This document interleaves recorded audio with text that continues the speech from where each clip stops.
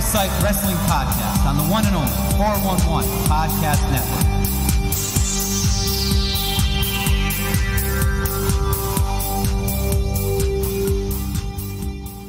Steve, we are back in the lab. Back in the lab, back home. Back home. You stole a line from The Rock, but it is true. You are back home. How was California? Oh, it was, you want to know how it was? It was indescribable. No, it was a blast. Buddy got married, beautiful mountain country, got to see some awesome sights, and take the family on a little vacation. It was beautiful, wonderful.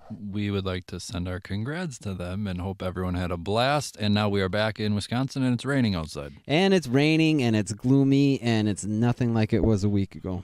Well, it was quite the week for us wrestling fans. It certainly was, wasn't it? It was. We are going to run down everything. We're going to start with Raw, but honestly, that's kind of old news at this point, so we're going to kind of make that quick, and then we're going to AEW Dynamite. I assume that is the show most people want to listen to our yapping about. They won.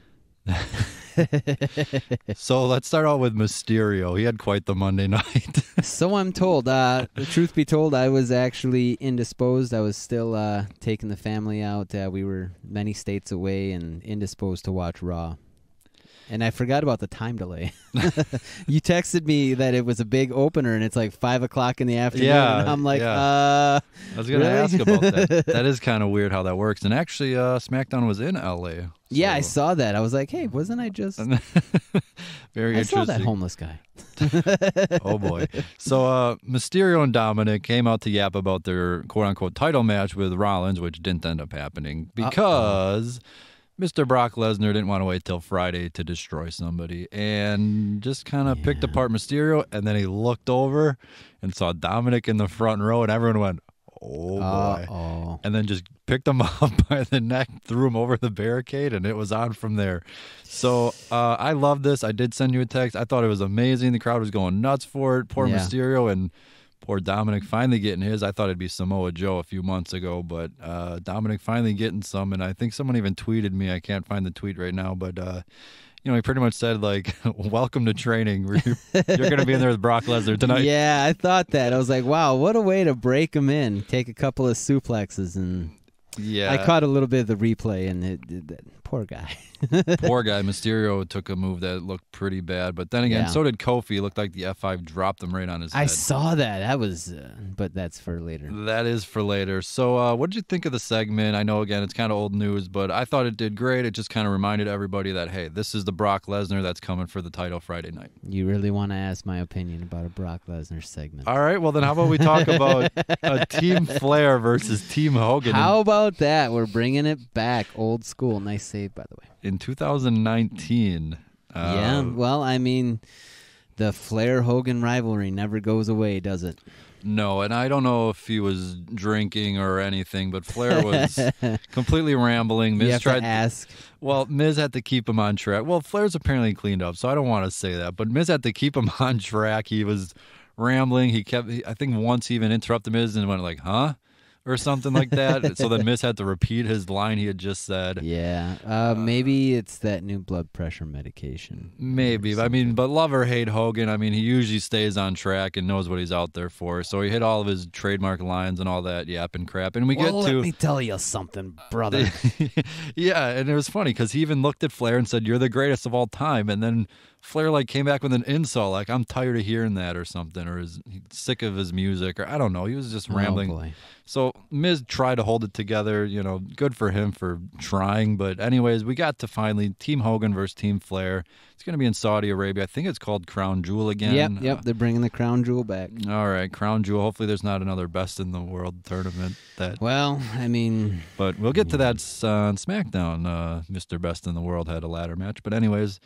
So Team Hogan versus Team Flair. Any thoughts on this? Do you have a pick? Does it matter? I would just quickly add that this is before Survivor Series, so why are we doing 5-on-5?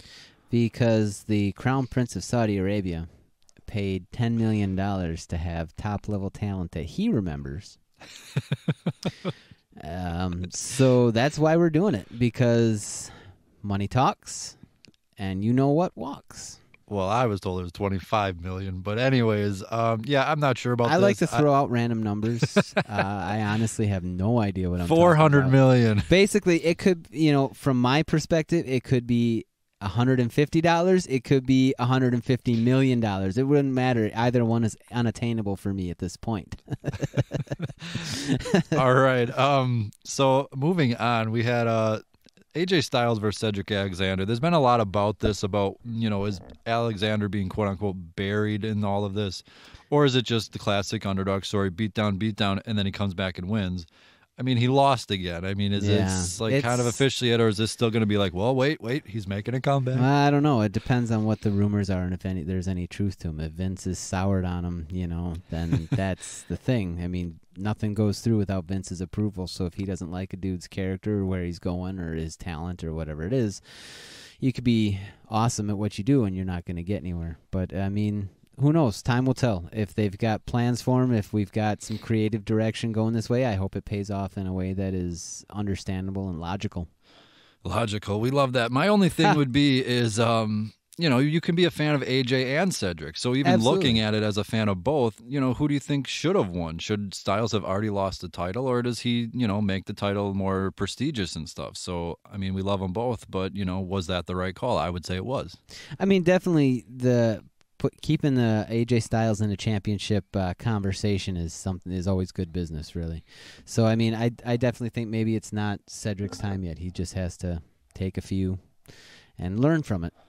All right, so our last point on Raw before moving on.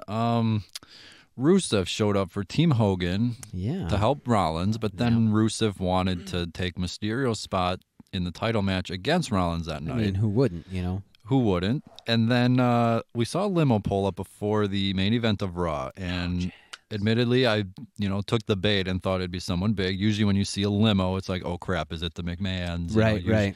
Well, I mean, I'm assuming here, but I'm going to assume it was the return of Bobby Lashley, who interrupted the match. Woo. And we don't care, but super excited about that. Right. The Fiend took out Rollins at the same time for, I think, the third time in a row, and then I think he did the same on SmackDown, too. Yes, he did. I mean, 3-4 straight times. I mean, well, is that how the Fiend? Is that how the cell's going to go? 5 straight weeks of Rollins getting knocked down? I mean, all right. So anyway, I love it. I love it every time it happens. I thought I'd be getting sick of it by now, but it's just awesome. I mean, we'll get to that, but I will just add, we love the Fiend, but I mean, how is that making Universal Champion Rollins, who just beat Brock Lesnar, and now he's getting beat down 5 weeks in a row? I don't know. And potentially losing the title in the cell in like 2 minutes. So, anyways, bottom line here, the big surprise at the end was Lana, who apparently has been having a little problems at home with Rusev, or Rusev's been having problems with Lana, and Lana starts making out with Lashley. Oh my. Any idea? So basically, we're back to 10th grade high school with Dolph Ziggler How's it feel? And Summer Rae and Lana. So we need to go meet out by the bike racks. Is that what I'm? And Lana gets the winner. Is that what we're doing here? I don't pushing, shoving. Do we got to talk to Mr. Ford about this? Is this? I don't know if Rusev's getting anything anymore. But I don't know what this is all about. I don't want to point fingers, but this almost seems like a Paul Heyman type. He stole thing. His lunch money, and now he's got to get his friends to go beat people up because his girlfriend is no longer happy with him. So is this just a ridiculous storyline, or is this actually lead to something? Does Lashley need a mouthpiece? Well, he got a mouth. Well, never mind. But does he need a manager? Because Lashley's never been the best on the mic. He had Leo Rush before. Right. And Leo Rush kind of sucked on the mic too, though. Repeating Lashley over and over. Yeah, let's not. All right. Well, I don't know what this story is about. It reminds me of the Mike and Maria thing, where if you're a fan of this over the top stuff, then you're gonna love it. Right. Or the Edge and Lita, or I've never been the biggest fan of relationship storylines. I don't know why.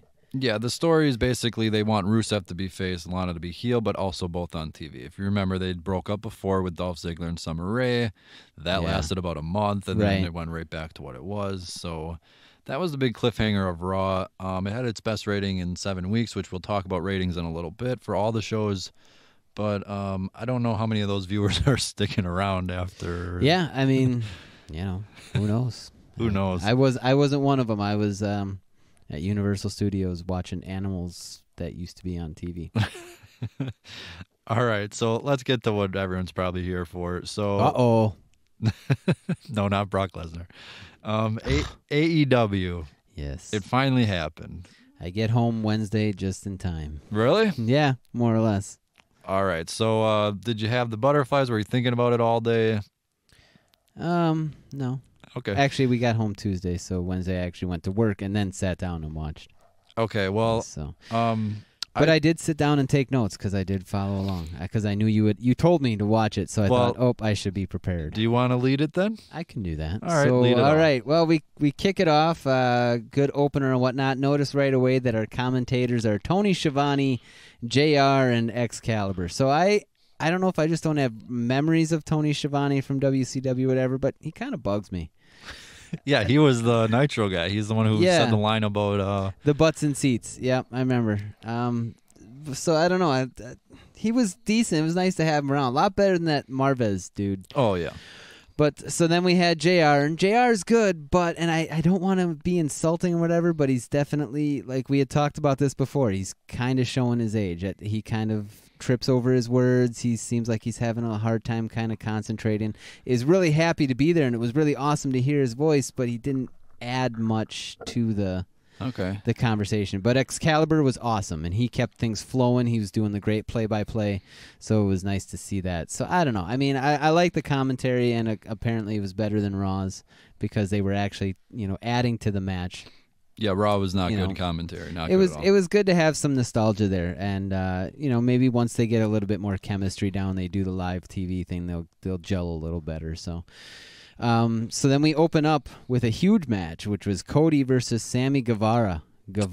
Did you really write huge match? No, I didn't write huge match, but it was a big thing because they had built it up as, Cody's got this title shot coming up, and since they are, counting wins and losses, if Sammy Guevara does happen to win, that could change the title picture. And so then you get into this whole thing of, well, nobody's giving Sammy a chance, so that means he's going to train even harder, and he, all of a sudden it comes time, maybe he has a shot. And what if, and what if Cody isn't looking at Sammy Guevara, he's focusing on Chris Jericho. So it was I thought it was a really good match. It was a nice combo of good wrestling, aerial skills, and the brawling that you're used to seeing, and there wasn't blood. Nobody bladed, so that was, no blood and guts. No blood and guts in this one. Oh darn. Of course, Brandy had that classic interference, which, if you're doing the classic heel face thing, is Cody the face? And yeah, I think she's the face. We saw later on Sammy joined up with the heel group, but yeah, we did see that. Brandy is a heel when she's with Awesome Kong, and then she comes out and gets a hero's welcome with Cody. Right. Okay, so you just following? making sure. Yeah, I just want to make sure we were following that. Okay. But one thing I did notice is that they are doing their commercial breaks a little differently than what Raw was doing. Yeah, I think NXT. This is I'm guessing the premiere. They did the screen and screen. They did screen and screen, and it actually went like 15-ish minutes right off the bat with no commercials. Oh, it went like a half hour without. Yeah, and then it was long. So you get the thing going on. Then we get a Jericho run in. And as I said, the commercial had the show in picture, but the attack that Jericho ran in for went through the break. So it was an interesting way that they kept the action going without stuttering the momentum of the match. Yeah, if you go to a live show ever, you notice things just kind of stop during commercials, right. And then they'll get the countdown, and all of a sudden they're back to boo me, boo me. Right. And it's like, so, cameras are back. So I mean, went to 15-ish, 20 minutes or whatever, and Cody ends up winning over Sammy Guevara. Quick snatched him out of the air type thing. Goes for the handshake, and there comes the Jericho run-in.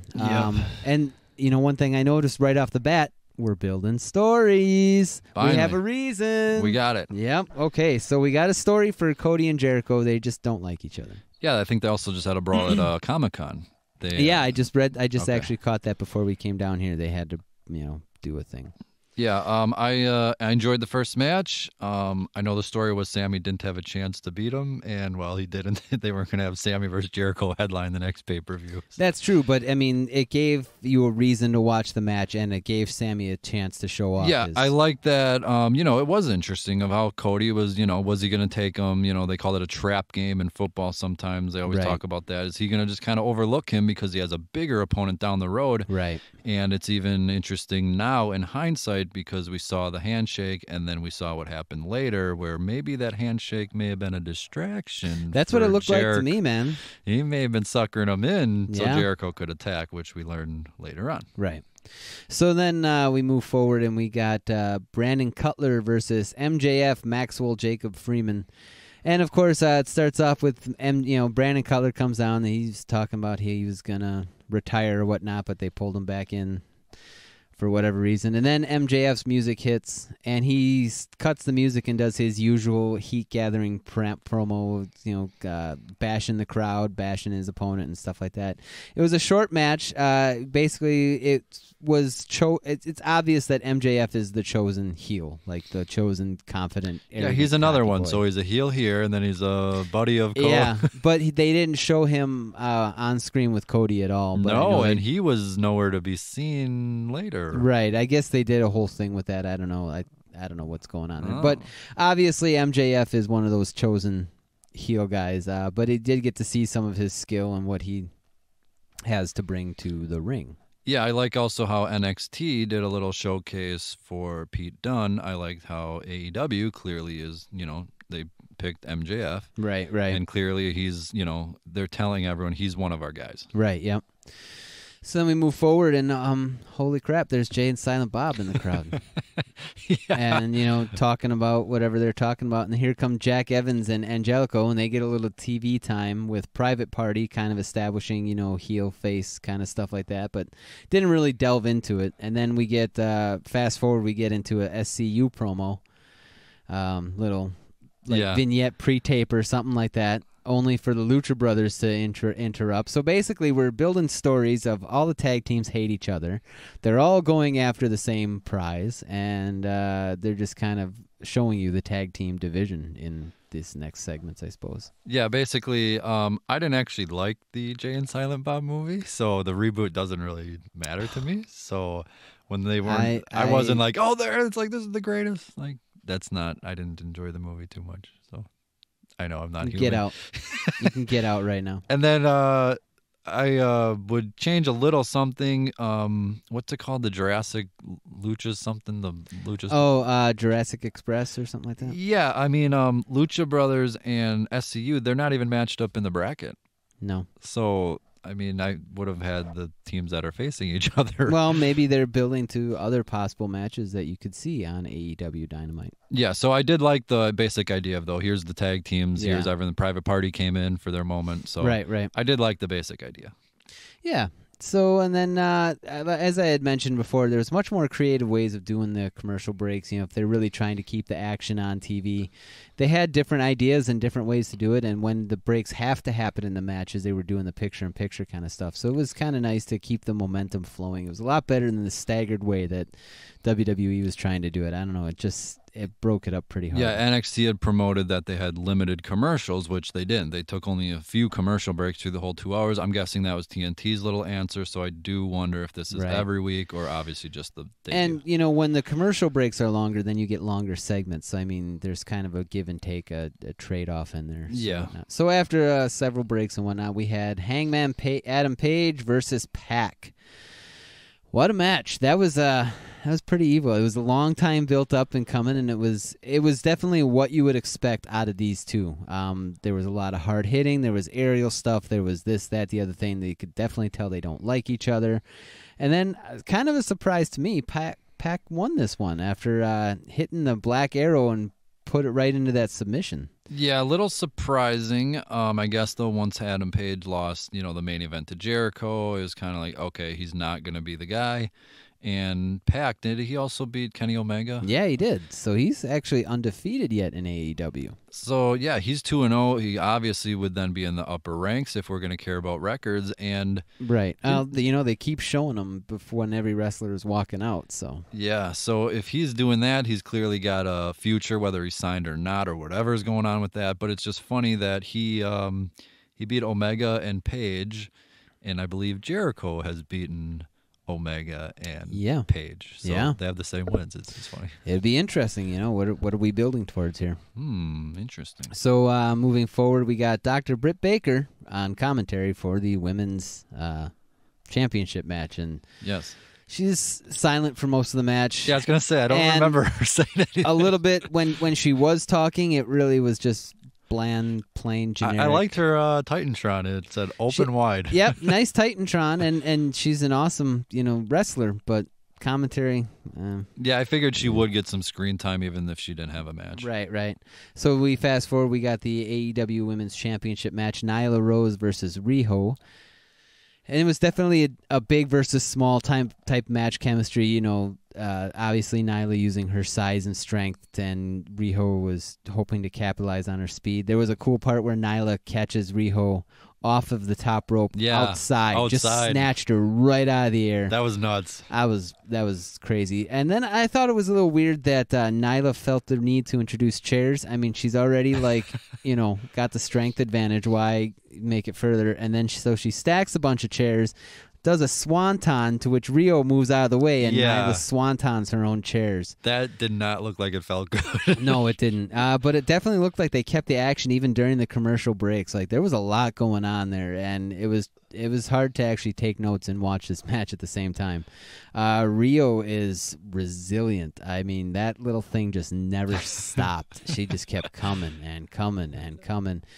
Finally, she wins. Riho is the inaugural AEW Women's Champion after several running knee strikes. Finally put her down, but Michael Nakazawa comes and we're all excited, because he's given Riho her moment in the spotlight. To which Nyla destroys him, nearly drops him right on his head. Yeah, I mean, there was like on the crown of his head. Like, that looked like it could have been bad. Oh, yeah. But I think she saved it. Mm-hmm. She did. And then Kenny Omega comes in and makes the save for whatever reason. Okay, well, I got a few things to back up here. Okay. One, I do, have to point out, she's like 90 pounds, so she was a tiny little It thing. had to take her a while to take down her bigger opponent. Absolutely it did, yeah. And the Kenny Omega is because Riho is basically signed from Omega. They're buddies from Japan. Okay. I don't watch it again, the Right. YouTube show, but they are, so that's the connection, those two. Oh, see, I didn't know that. So again, it's one of those things where they're trying to separate the YouTube show to the thing, but then it's like, well, when something happens, then people will say, well, don't you watch the YouTube show? It's like, yeah, no, I don't. No, like I said, no idea. Yeah. So, all right then. What were your thoughts on the women's match? I thought that may have actually been better than Hangman Page and Pac going at it. I think it was the second or third best match of the night. I think number one went to NXT, but we'll get to that. Yeah. I like the Omega save because it then just went right into the 6-man. It was Right. just like Yeah. to it. But again, I do worry how much of like the audience got it. You didn't get it. And Yeah. I had to have it, looked later of why the heck does Omega care about Riho. Yeah. So it's one of those things where, it's the first week, but at some point you kind of have to connect them all and get people like interested and Right, kind of right. caught up to speed. Yeah, you'll have to at least give the story out, at some point on TV. And then shortly after that, we go into our 6-man tag with the Elite, Kenny Omega and the Young Bucks versus Jericho, Santana, and Ortiz. Yeah, Yes. man. I thought this was a great match also. Had that classic 6-man tandem moves, the 3-man craziness, triple team. That's what I'm thinking of. Yep. And looks like both teams, are able to handle that. It was nice to see Jericho kind of meld into that since, they don't really focus on the triple teams so much in WWE. It's really refreshing to see that in other promotions. But then Jon Moxley interferes, and there's no DQ, I'm guessing. Yeah, this goes back to it's New Japan style where the ref is laxed on the rules, where they kind of discretion of, let him go at it. You don't want to DQ a big match. I honestly think that if that's the case and we see that going on, they need to announce that, because they didn't mention that at all. I mean, I'm sitting there wondering, this match is over. Yeah, I think commentary had mentioned I guess they're going to let him go at it or something weird, but that's one of those things, and considering AEW's talked about sports and logic and all these things, that was a clear one. They could have easily done the brawl before the bell rang to explain it away. Yeah. They could have easily just made it no DQ. Right. Something, but I will quickly add before you continue, this was, I believe, one of my first Young Buck matches, so... This was, obviously I'd seen highlights and stuff and everything. Right. But, What'd you think? I was waiting for Moxley to come out, 1. Okay. And 2, I was waiting for the post-match surprise. So this match kind of was just kind of like, oh, here's our 6-man tag to get everyone out there. Let's kind of get to whatever the real story is. Okay. Because, I mean, let's be honest. This match, is just a 6-man tag. It wasn't... I know, but I like I like the Young Bucks. And and LAX can go. Yeah, absolutely. I know... Well, I don't know what their name is. Do we know yet? Santana and Ortiz. Okay, well, I hope they get a tag team name because I'm not going to call them Santana and Ortiz. You are. Yes, you are. Either way, those two, I hope, get all the attention in the world. So. Absolutely. I think all 4 of them should get some attention. Didn't I say that somehow they were going to win the tag title tournament? I don't even know if they're in it. I don't think they're in it. They're not in it in time. Somehow I'm still picking. So, as we said, Jon Moxley interferes, no DQ. They battle throughout the arena, and he puts him through a glass coffee table. Yeah. And this was the first commercial break that was mid-match that was not picture-in-picture. We just, we get hurt, and interesting. Nice way to explain it. Shattered glass every year, but now it's 3-on-2. Well, I hope he's not still got something if he's got glass. And... if he didn't have something, he sure does now. Yeah, next post will be, I'm going to be out for a few months, guys. Again, so yeah. I just had 20 matches in Japan again, so right. Sorry.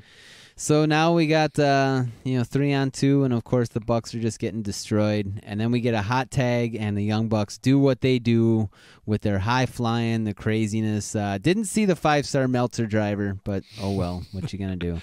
Obviously, the numbers game gets a hold of them, and they set Jericho up to hit his Judas effect, which is obviously a highly protected move.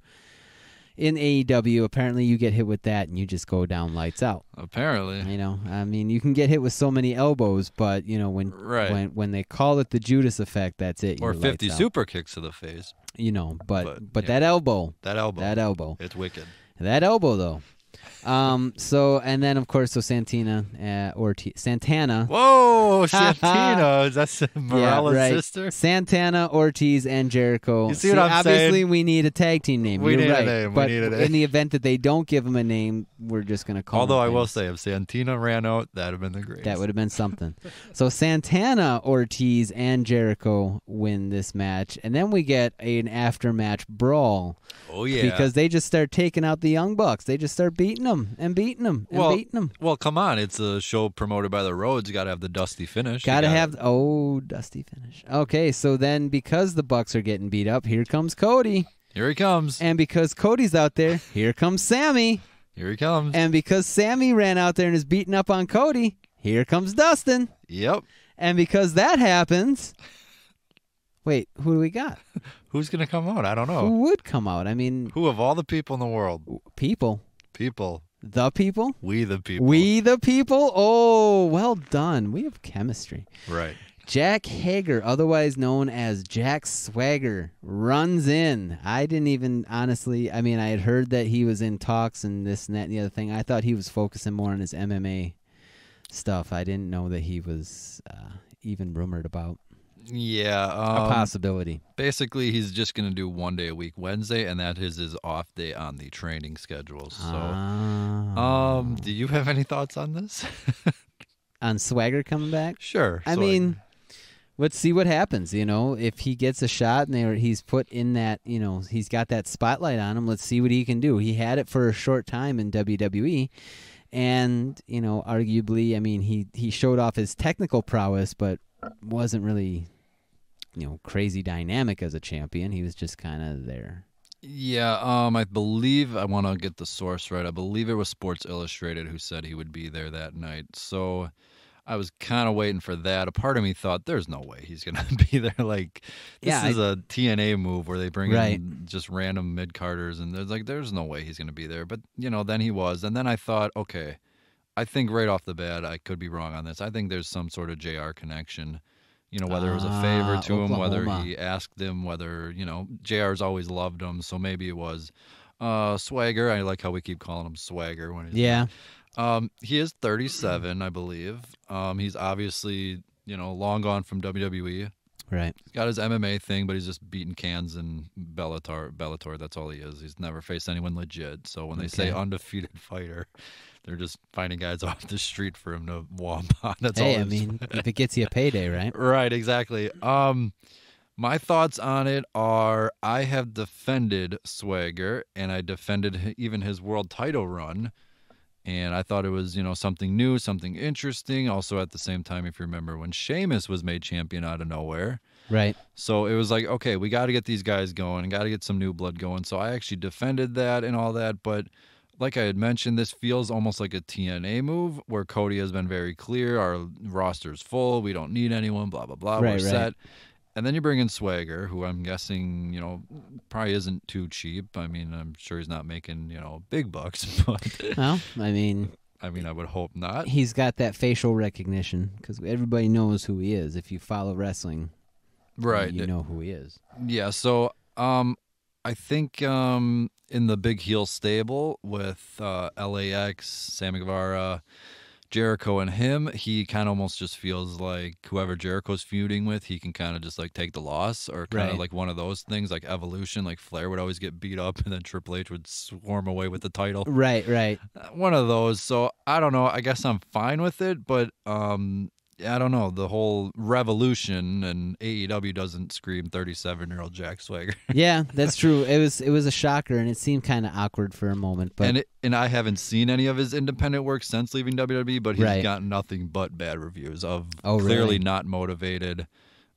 So I do like, though, that he looked like a giant compared to everyone. He did look big out there. So there's pros and cons to it. I'm not over the moon with it, but I did somewhat expect it going in, and, we'll see what he has. I'm not going to rip on it and bash it, but, if suddenly he's world champion in a month, which he won't be. He won't be. Right. So we'll see if he's kept where he should be as just the big monster, because he towered over everyone else. Yeah.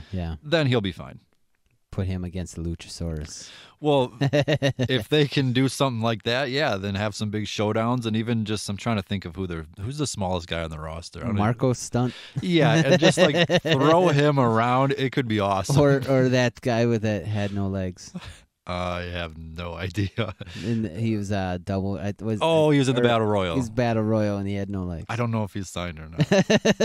I don't know, but yeah. I mean, good on you for the effort, but yeah, we'll see how you need legs. The Swagger thing you need goes. at least one leg to wrestle.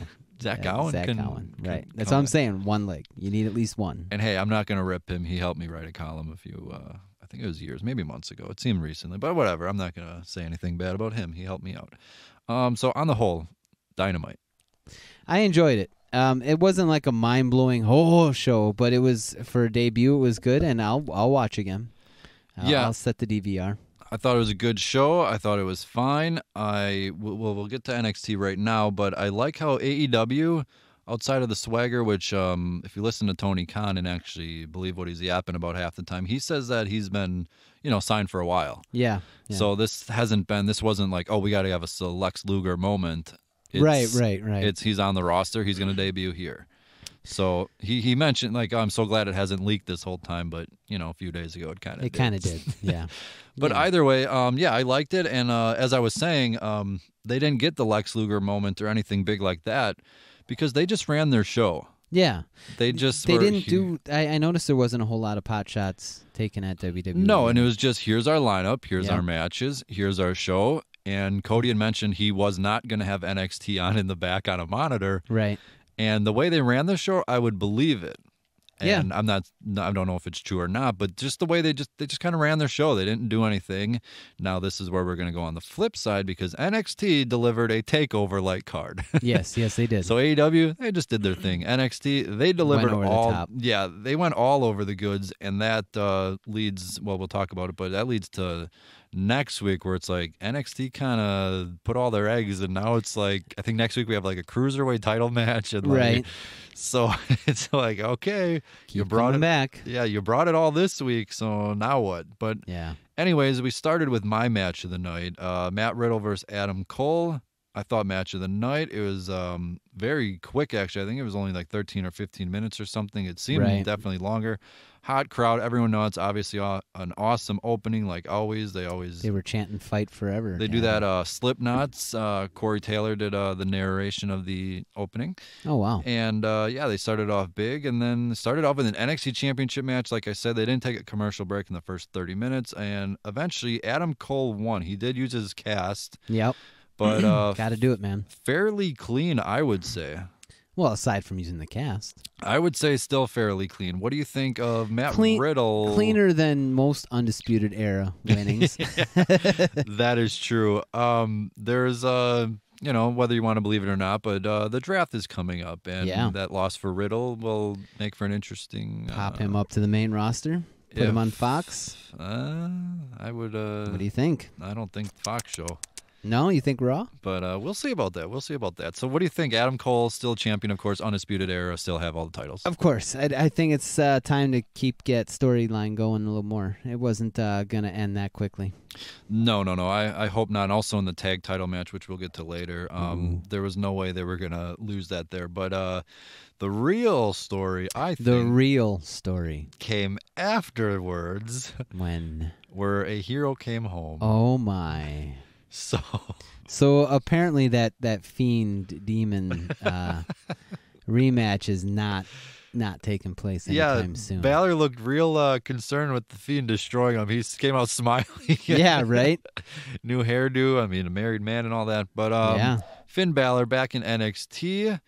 What do you think of, I guess he's back in NXT? I mean, that's where he did his best, really. I think longest reigning champ. Right? Yeah, that's what they were saying. I mean, does it feel like a demotion to anybody? I almost kind of see it that way, but I mean, if he's happy and he's making the kind of money that he wants, and he's getting to do what he loves to do, then I guess it really isn't it. Yeah, I mean, just be happy. That's the whole point of life, right? Right, and married man, I would assume, would not necessarily want to travel, but a lot of people are married on the roster, so... yeah, but, I mean, it's a good point to be grounded. Yeah, and I don't know if his contract was up or what, or there's a story that him and a lot of other guys are requesting to go to NXT. I've heard that, so, I mean, it's kind of weird that it almost feels like a demotion when they want it. That's what they want to do. And I think it's the Cesaro when he showed up in NXT UK, or even Owens. Obviously, he won on SmackDown, but it was just one of those things where it's like, hey, if I can keep my main roster pay, right, like put me in NXT and we could have 5-star classics and these great guys that we're all every buddies week with, and Adam Cole, who's buddies with Owens, and right. So, think of those matches. Yeah, so, I mean, I get it. They're the quote-unquote third brand now. I get it. So the demotion thing, I understand the point and all that, but the fans went nuts. This was pop of the millennium for Balor, even Mauro Ranallo, who has his, fans and detractors. But even he was love Mauro. Screaming. Mauro's awesome. You're never going to get me to say a bad word about him. So that is the moment that I watched back over and over Wednesday night, was Balor coming out and just freaking out, and it was great. And then he just said, I'm officially NXT, so I'm fine with it.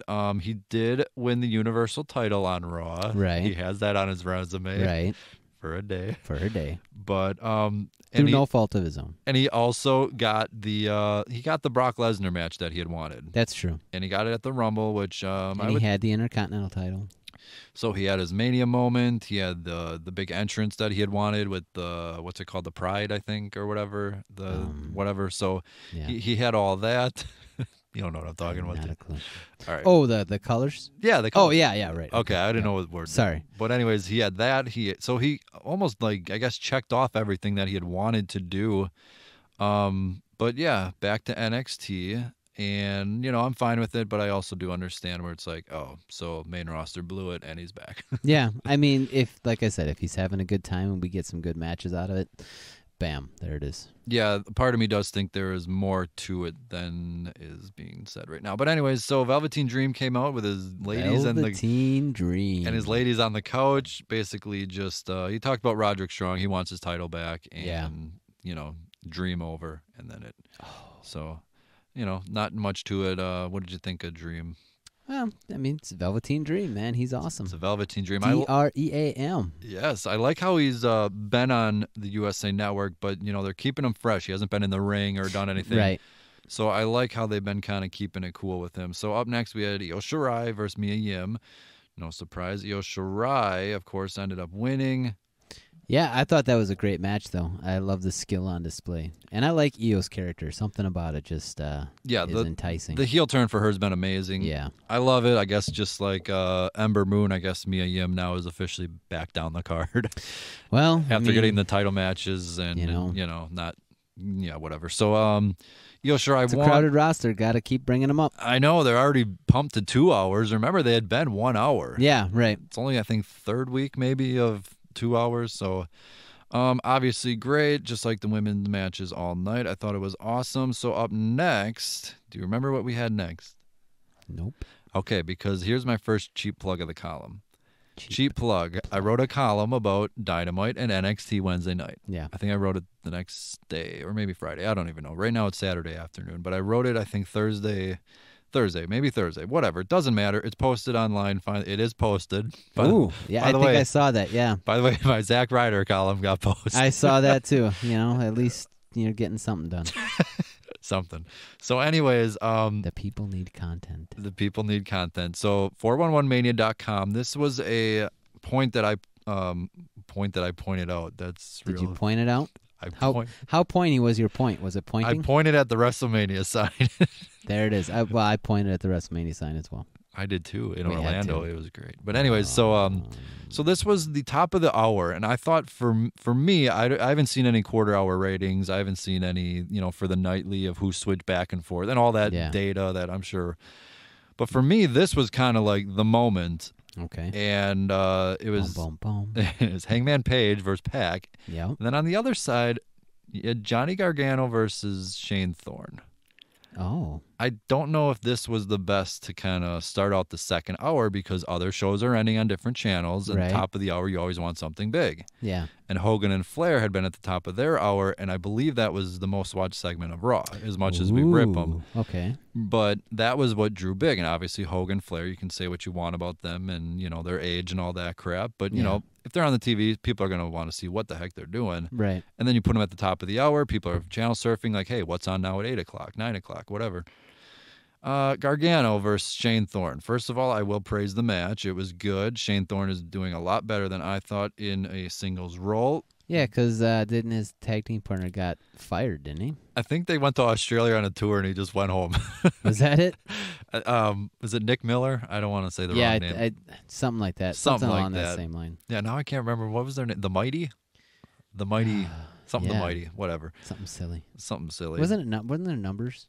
I think there was 3,000 TD something. I don't know, but who cares? So then anyways, so Johnny Gargano won. I don't know if this was the best match to, hit the top of the hour, but it was good. Thorne is impressing, I think, in a singles role. Obviously, this was just basically for Johnny Gargano to get a win on USA Network. Yeah.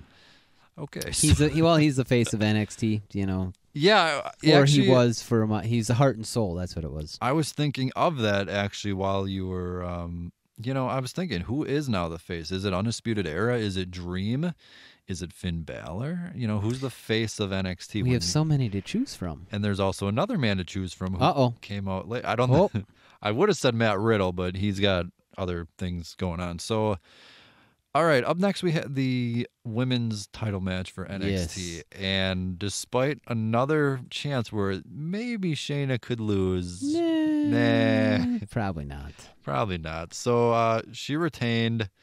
I thought this would main event. I thought the NXT title match would kick it off, and it did. I knew they had to do something big right away. Right. And then I thought they're going to close it with Candice beating Shayna. And if you remember going through our picks each month, I would always pick Shayna. Yeah. I would always have her and be like, no, she's the dominant heel champion. She's going to win, and then somebody else will come up. Yeah.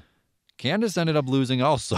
No, I mean, I kind of didn't see him taking off Shayna just yet. She's going to be she's going to run roughshod over the women's division for a while. Yeah, I do wonder if this is setting up for Dakota Kai and the whole comeback thing, from her taking her on. Yeah, and I wonder if that is, but then I'm thinking, you know what? Just bring back Asuka.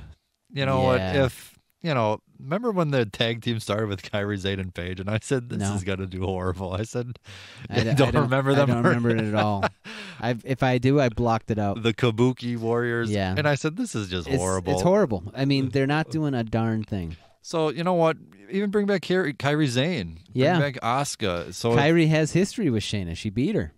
So, I mean, if Shayna's going to hold the title forever, then fine, whatever. I have no problem with that. I know she's in her late 30s, so there's always this rush to get her on the main roster. But if NXT is the main roster, she's doing fine right now. I think she's doing great. I think she would get swallowed up on the main roster, to be honest. I think she's doing great, especially with the quote-unquote third brand. I mean, it's the same with Gargano. I know he had a couple false starts on the main roster. Right. But he's doing great and being showcased, and I assume he's getting either, wealthy pay or at some point they'll kick in that hefty raise. There's bonuses and there's merchandise. I mean, if you're on TV, you're going to sell more clothes, basically, or shirts or whatever it is.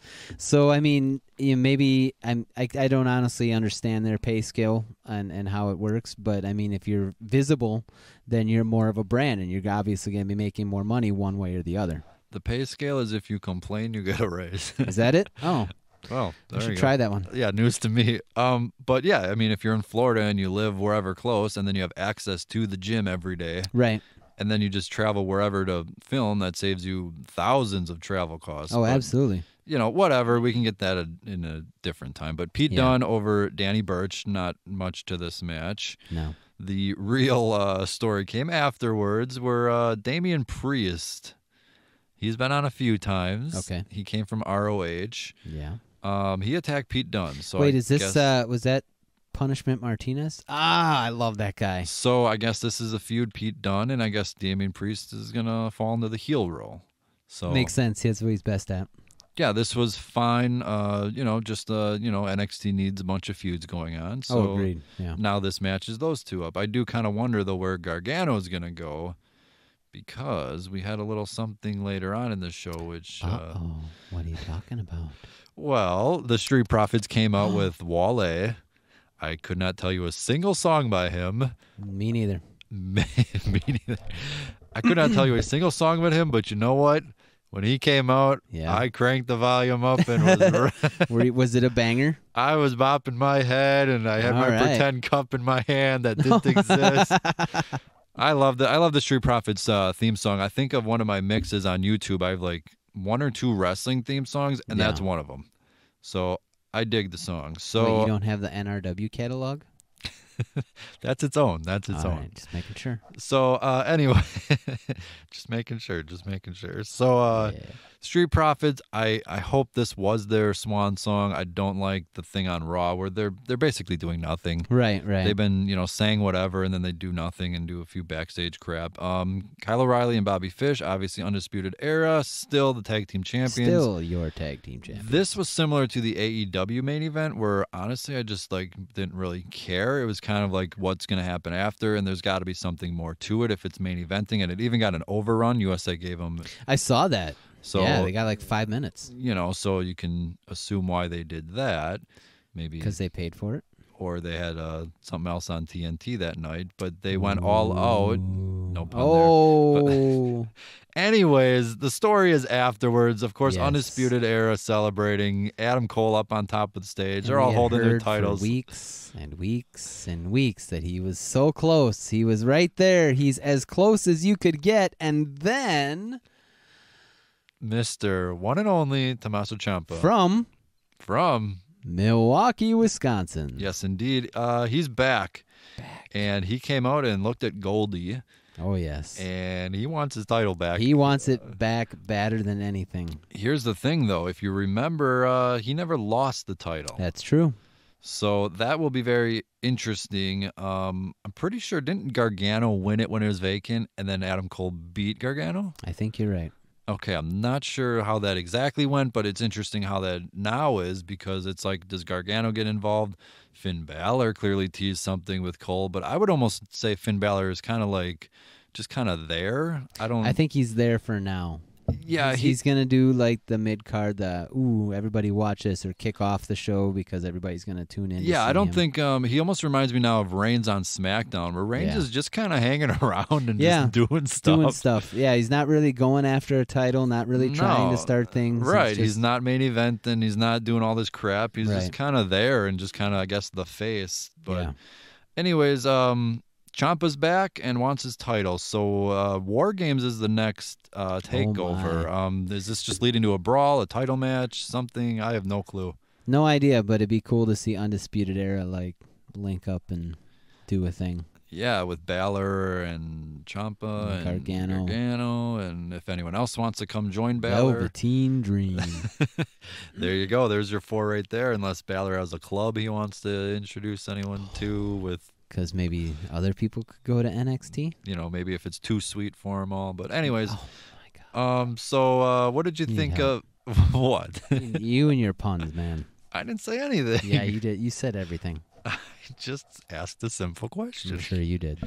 All right, so any overall thoughts on NXT going all... Well, I'm not going to say. Here he goes again.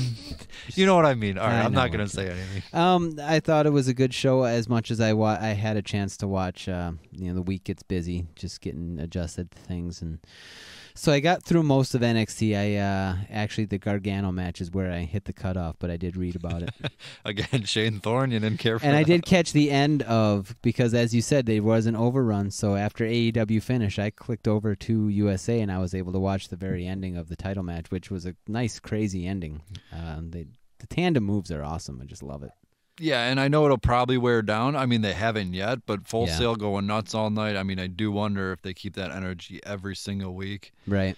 Because, it's the same thing every week. It's the same people there every time and all that. So I do wonder going forward. But this is just week 1 of the quote-unquote battle or whatever you want to call the two going at it. But I did put a poll on Twitter. This is my cheap plug for Twitter. It's at Justin Watry. I wrote, which show is better? I wrote AEW, NXT, both were great or both sucked. Did you see the poll? No, I did. I saw the poll. I didn't see the results. Okay, what do you think the poll was? This, again, I didn't vote. This was just one I posted. Yeah, I didn't vote either. What do I think? What did you think the poll said? The poll said they both sucked. Knowing the internet community, everything sucks. Yeah, everything's horrible. Everything is horrible. Everybody's gonna kill each other. All the wrestlers hate each other. The business is on the verge of decline, and it's gonna go bankrupt, and we'll never have wrestling ever again. Right. But the 90s were the greatest. Oh yeah, of course. But the 70s were the greatest. Oh, that. But the 60s were the greatest. But the 1900s were the absolute best wrestling you could find. What about Abraham Lincoln? What year was he? Well, he was kind of he had a lot of backing behind him. It wasn't just him. He had a whole team. I mean, I see. You know, he was the original Fiend. Basically. All right. So both sucked, got 7%. AEW was better, got 13%. Okay. Both were great, got 33%. Oh, and my. NXT was better, got 47%. Ooh. So NXT's the winner of the internet poll. Of the poll of on the my Justin Twitter. Watry internet poll. Do you have a vote for a better of the two? Does it matter? Were they just both great, and that's what? I honestly think they were both great, and I think that really, as WWE said when they congratulated AEW for the higher ratings, the real winners, and I have to agree with, are us, because we're getting awesome wrestling content 3-4 nights a week, and you can pick and choose what do you like, what don't you like, and if you do like it, you're gonna find a home for it. Yeah, there's been a lot about that statement that they put out. Should they even bothered with it? Would they make a comment? The number one's supposed to never, mention the number two. McDonald's doesn't mention Burger King. It's always Burger King and Wendy's taking shots at McDonald's. But I was actually fine with it because it was just kind of like, because you knew the fan reaction was coming and how it's going to be. So it was just kind of them putting a lid on it and just being like, look, can't all the shows be fine? And yeah, they're battling, and yeah, they put out a takeover card. Clearly that was the intention. Right. They got the overrun, the limited commercials. Both shows, clearly we're well aware of it. But let's just put this down, and now week one is done. And now I think, we mentioned this a while ago, but I do think, everyone is kind of going to calm down going forward. This past week was just nuts. It'll be interesting to see what happens week 2, to see if there's a sharp decline, or is it just your gradual, okay. Well, like I said, they stacked the card this week, and next week we have a Cruiserweight title match, and I can't remember. They also announced some other match that, right. But it's the same with AEW, which we will talk about in a little bit. But we are going to now move on to SmackDown. So finally, Yes, we finally have come home to Fox. We're finally on Fox. We've been talking about this forever, and the blue carpet special honestly wasn't much. It was just the Fox Sports NFL guys kind of interacting with Becky Lynch being introduced to the Fox Sports headquarters, which was kind of funny. You know, the Fiend showed up. Braun Strowman was working out with the Fox bot, the robot. The Fiend showed up on the blue carpet? The Fiend showed up on the video. I guess I think he had taken Terry Bradshaw's locker or something, or his dressing room. I don't know. It was pretty silly, but we did see the blue carpet special. And I will quickly add, before getting to the actual show, Stone Cold was advertised. He didn't show up. Undertaker was there on video. Undertaker was advertised. He didn't show up. He was in the title shot, in like the opening. And all the other legends I mentioned were either ringside or just on the blue carpet. Yeah. I didn't think any of them would do anything. Like, what were Kurt Angle, Goldberg, Mick Foley, and all them really going to do? Right. Probably not much. And Undertaker, I thought I just saw a post. I think it's his actual Instagram, said he wasn't needed. I mean, I know it was a jam-packed show. Right. But, I mean, I think we had like an 8-man tag in there somewhere. I mean, Undertaker couldn't have come out and at least bowed to the, something or done whatever. But, I hope that wasn't what it was. I think even Lita and Trish were in the front row at one point. But either way, let's get to the actual show. I'm just not sure about all the legends being advertised. It was interesting how I was just thinking about that. We didn't see any of those advertised. Yeah, they were kind of there somewhat, in a weird capacity. In spirit. But I love the way we kicked it off. Oh, yes, of course. We had to. Whoa. So, Becky Lynch. Yes, Becky Lynch, the man, the Raw Women's Champion on Smackdown. Wait. Anyways. You know what's funny? Holly walked in during this. Take a shot. I didn't want to say it. Oh, I should go grab that. But she, that's true. She still asks me, is the wild card rule still going on? Because she's kind of tapered off the past few weeks. Is it time to sit her down and have that conversation? Well, here's the thing about wild cards. Well, when a show loves another show. Well, here's the other thing too. And then she goes, wait, I thought Becky was on Raw. I said, it's a special show. Next week's the draft. Then they'll figure it out. So I just gave out some answer quick because, she's been asking me, wait, the wild card, I think she even said, isn't The Miz on Raw? And I'm like, I don't even know what show he's on anymore. I think it's Raw because I said it'd be a bad move to go to Raw, but whatever. It doesn't matter. So then, she comes out and then, of course, so Raw superstar Baron Corbin shows up on SmackDown. Raw, yeah. So, wait. I was fine with this. I liked it. Becky Lynch, I don't know if she's going to officially move to SmackDown. Like I said, the Cell pay-per-view, I mean, at this point, I think Sasha has to win it and Becky goes to SmackDown, but then that would also mean Seth Rollins goes to SmackDown to keep them together. I mean, she was prevalent on the opening title screen, too. Yeah, that was my point I was getting at. She was everywhere. This was nonstop Becky Lynch, even in the build-up and the hype and the videos and the packages and the billboards and the whole blue carpet thing. The opening was Becky Lynch. Right. And then Baron Corbin yaps about his king crap, and who comes out? If you smell! Yeah, that was... I got pretty excited. I marked out again as a little kid. And I'm going to throw this in there. I know this is totally different, but the Raw stage, it's all right. The SmackDown stage, I think, looks awesome. That was pretty cool. Nice throwback to 1999 with the arches. Or I definitely like that. So Rock comes out. And I love the opening little bit when he first gets in the ring. Oh. Becky Lynch stands toe-to-toe with him.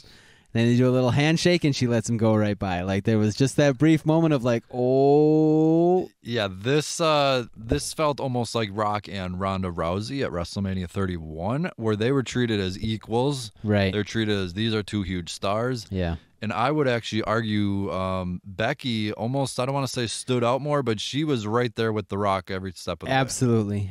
She definitely took that little Rock rub and ran with it because there was as star power, there was no difference between The Rock and her in that ring. Yeah, this wasn't, Rock coming out to help Eugene. Right. Or on that one Raw when Coach was ripping on him and all that. But no, this was great. Rock gets his segment. I thought he would open the show, get him out there right away for Got viewers. a few nice jabs in it, Baron Corbin. Yeah, what did he say? There was something with testicles, and Becky was like, "Mine would be bigger." He said he called Baron Corbin, I think, Burger King on crack. Yep, Burger King on crack, or something like that, or called him Cracky later on. Yep. And then they did the super tough dude STD. STD, yeah. And oh man, I hope that carries over. I mean, I hope it does, but then it's kind of like the CLB for Christian. Like, is this gonna stick with him his whole career? Remember Maybe. that? No. Christian, creepy little. No, I don't remember that. Yeah, that all. followed him for years when he had short hair and just won the Intercontinental title on Raw from Booker T. But anyways, yeah, good segment, obviously, to hype it up. And then Cole and Corey Graves, which was a much better commentary team than. Did you know that we were allowed to have 2-person commentator tables? Did you know that was a thing? I guess it is a thing. I guess that may be a Fox thing, but either way, it's a thing. So Sasha Banks and Bayley versus Charlotte and Becky. Yeah. So very nice. The women, the 4 horsewomen, get the prestige now of being the first match on Fox. Just like I thought Cody very clearly wanted the distinction of being the first match on TNT. Right. And Sammy Guevara got that little distinction as well, which I thought, it was good to see a young guy. Yeah, it was cool that they could do that for him. Charlotte beats Bayley. They did this before the last pay-per-view. It led to nothing. Yep. Is this just Charlotte getting a win before Bayley beats her at pay-per-view? More or less. I mean, we got to showcase the big names on the big show, and then at the pay-per-view we can, just move forward. Yeah, we'll get to the card for the pay-per-view in a little bit, but all 4 horsemen, there is a pay-per-view this Sunday. Oh, yeah, that's right. And then we're going to Saudi Arabia. Oh, yeah. I think on Halloween, actually. Well, that's only if you're our age. Oh, boy. Or male. Or a prince of Saudi Arabian kingdom. Yeah, so we're going to talk about this later, but the whole 4 horsewomen, I could see them all ending up on the same show. Yeah. And I could see them being split up. I could see, Bayley and Sasha obviously staying together. Right. For on-camera and off-camera. But I have no idea where all this is headed. So Erin Andrews, this segment got a little weird. Erin Andrews, she is like the top Fox reporter. I don't know if you know her or not. I've seen clips, I think. Okay. Was it? Never mind. I was going to make a bad comment. Yeah, I know you were. Don't. She interviewed The New Day. And first of all, she said that Kofi was going to be challenging Brock Lesnar for the title. Oh, boy. And then she called Kofi and his posse. She did the hip swivel, so she got into it, but she, clearly didn't look like she knew what she was doing. But, she was like she's the legit Fox reporter. She used to be on ESPN for years. Right. So I like that they brought like a, professional, I don't know the right word. Yeah, but clearly out of her element. I doubt she's there weekly. Again, they were in LA, so that's where they were. So yeah, I don't know. That whole segment was just very weird. And yeah, so I guess Kofi was challenging Brock Lesnar for the title. Well, I mean, obviously he had a challenge in front of him. That's what it was. Yeah, that was it. It was a challenging circumstance. You have to climb the mountain. Climb the mountain. Well, he tried to climb them. So anyways, he tried something.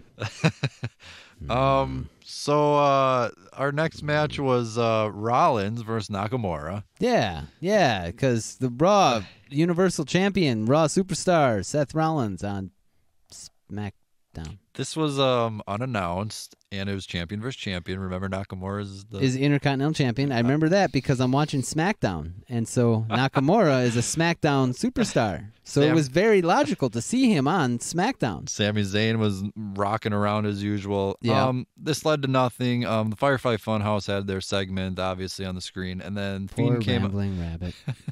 Poor Rambling Rabbit, that guy. It's going to be like an ongoing gag where every week, like, poor Rambling. You killed Rambling Rabbit, you bastard. Rambling Rabbit. Is Kenny. For Hall of Fame. Yep. All right. So anyways, and then the Fiend lays out, Rollins. So. Again. Because, he's untouchable. Okay, here's my thing. Here's your thing. I'm fine with the Fiend. I'm fine with the title match. I'm fine with all that. And I actually think Fiend will win the title. Okay. But, I mean, is Rollins just being fed to the slaughter? Is he just a lamb being led? Like, does he get anything in all this? Is he going to do this? I wouldn't go so far as to call him a lamb. Well, I mean, he's gonna do the stomp, Right. and then the Fiend's probably gonna pop back up And we'll be like, oh. and hit him with his move. Mandible Claw, match over. Like, I don't expect. Or are we gonna go Sister Abigail? Well, that's the thing. Is this actually gonna be a match, or is this gonna be like the Fiend and, if you remember, Finn Balor? If you remember that match, Yeah. is this going to be a match? I know it's inside the cell, so I could actually see him doing 30-minute brawl and going everywhere. But at the same time, I mean, does Rollins get anything out of this feud? He is the Universal Champion here. That's true. I mean, And then if he's going to go to SmackDown and be one of the top faces there, maybe meet up with Brock again down the road. But then he'll be like, dude, you just lost in 30 seconds of the Fiend and got taken out every week, as he's in the corner whimpering, scared that the Fiend was coming near him. I don't know. Rollins has just not been made look that good, but it's been, I guess, for the benefit of the Bray Wyatt story here. So Yeah. I guess we can forgive it. So up next we had Kevin Owens versus Shane. ooh. This was when I knew they were strapped for time, because I don't even think Owens got an entrance. I think for the big I saw that. big tag match later, they didn't even get the entrances. All the guys were already out there. Shane McMahon finally loses. He's out and gets fired and then stunner. Thank God. So is this the end of it? Is this next week Shane's going to say, well, I had a clause in the contract? Are we done? Is this it? I hope so. I mean, I've been counting on, and I had read a while back that this was just basically the storyline to phase Shane out of television. Yeah, it goes back to, I want to say July, maybe been June. I want to say it's July, but when Roman Reigns and Undertaker came in and beat him. Yeah. That felt like almost the end, where Reigns was getting screwed around and Undertaker just came in and was like, no, you're done. Right, and it should have been. And then if you remember SummerSlam, Owens already beat Shane. Right. So he took care of him there. So it did, we've noticed less and less of Shane. He was gone for jury duty for I'm saying the jury duty thing. He had been slowly kind of off TV. Right. And now we just won't ever see him again. Ever. Ever. Ever. Or will we? All right. So over under 3 months till we see him again.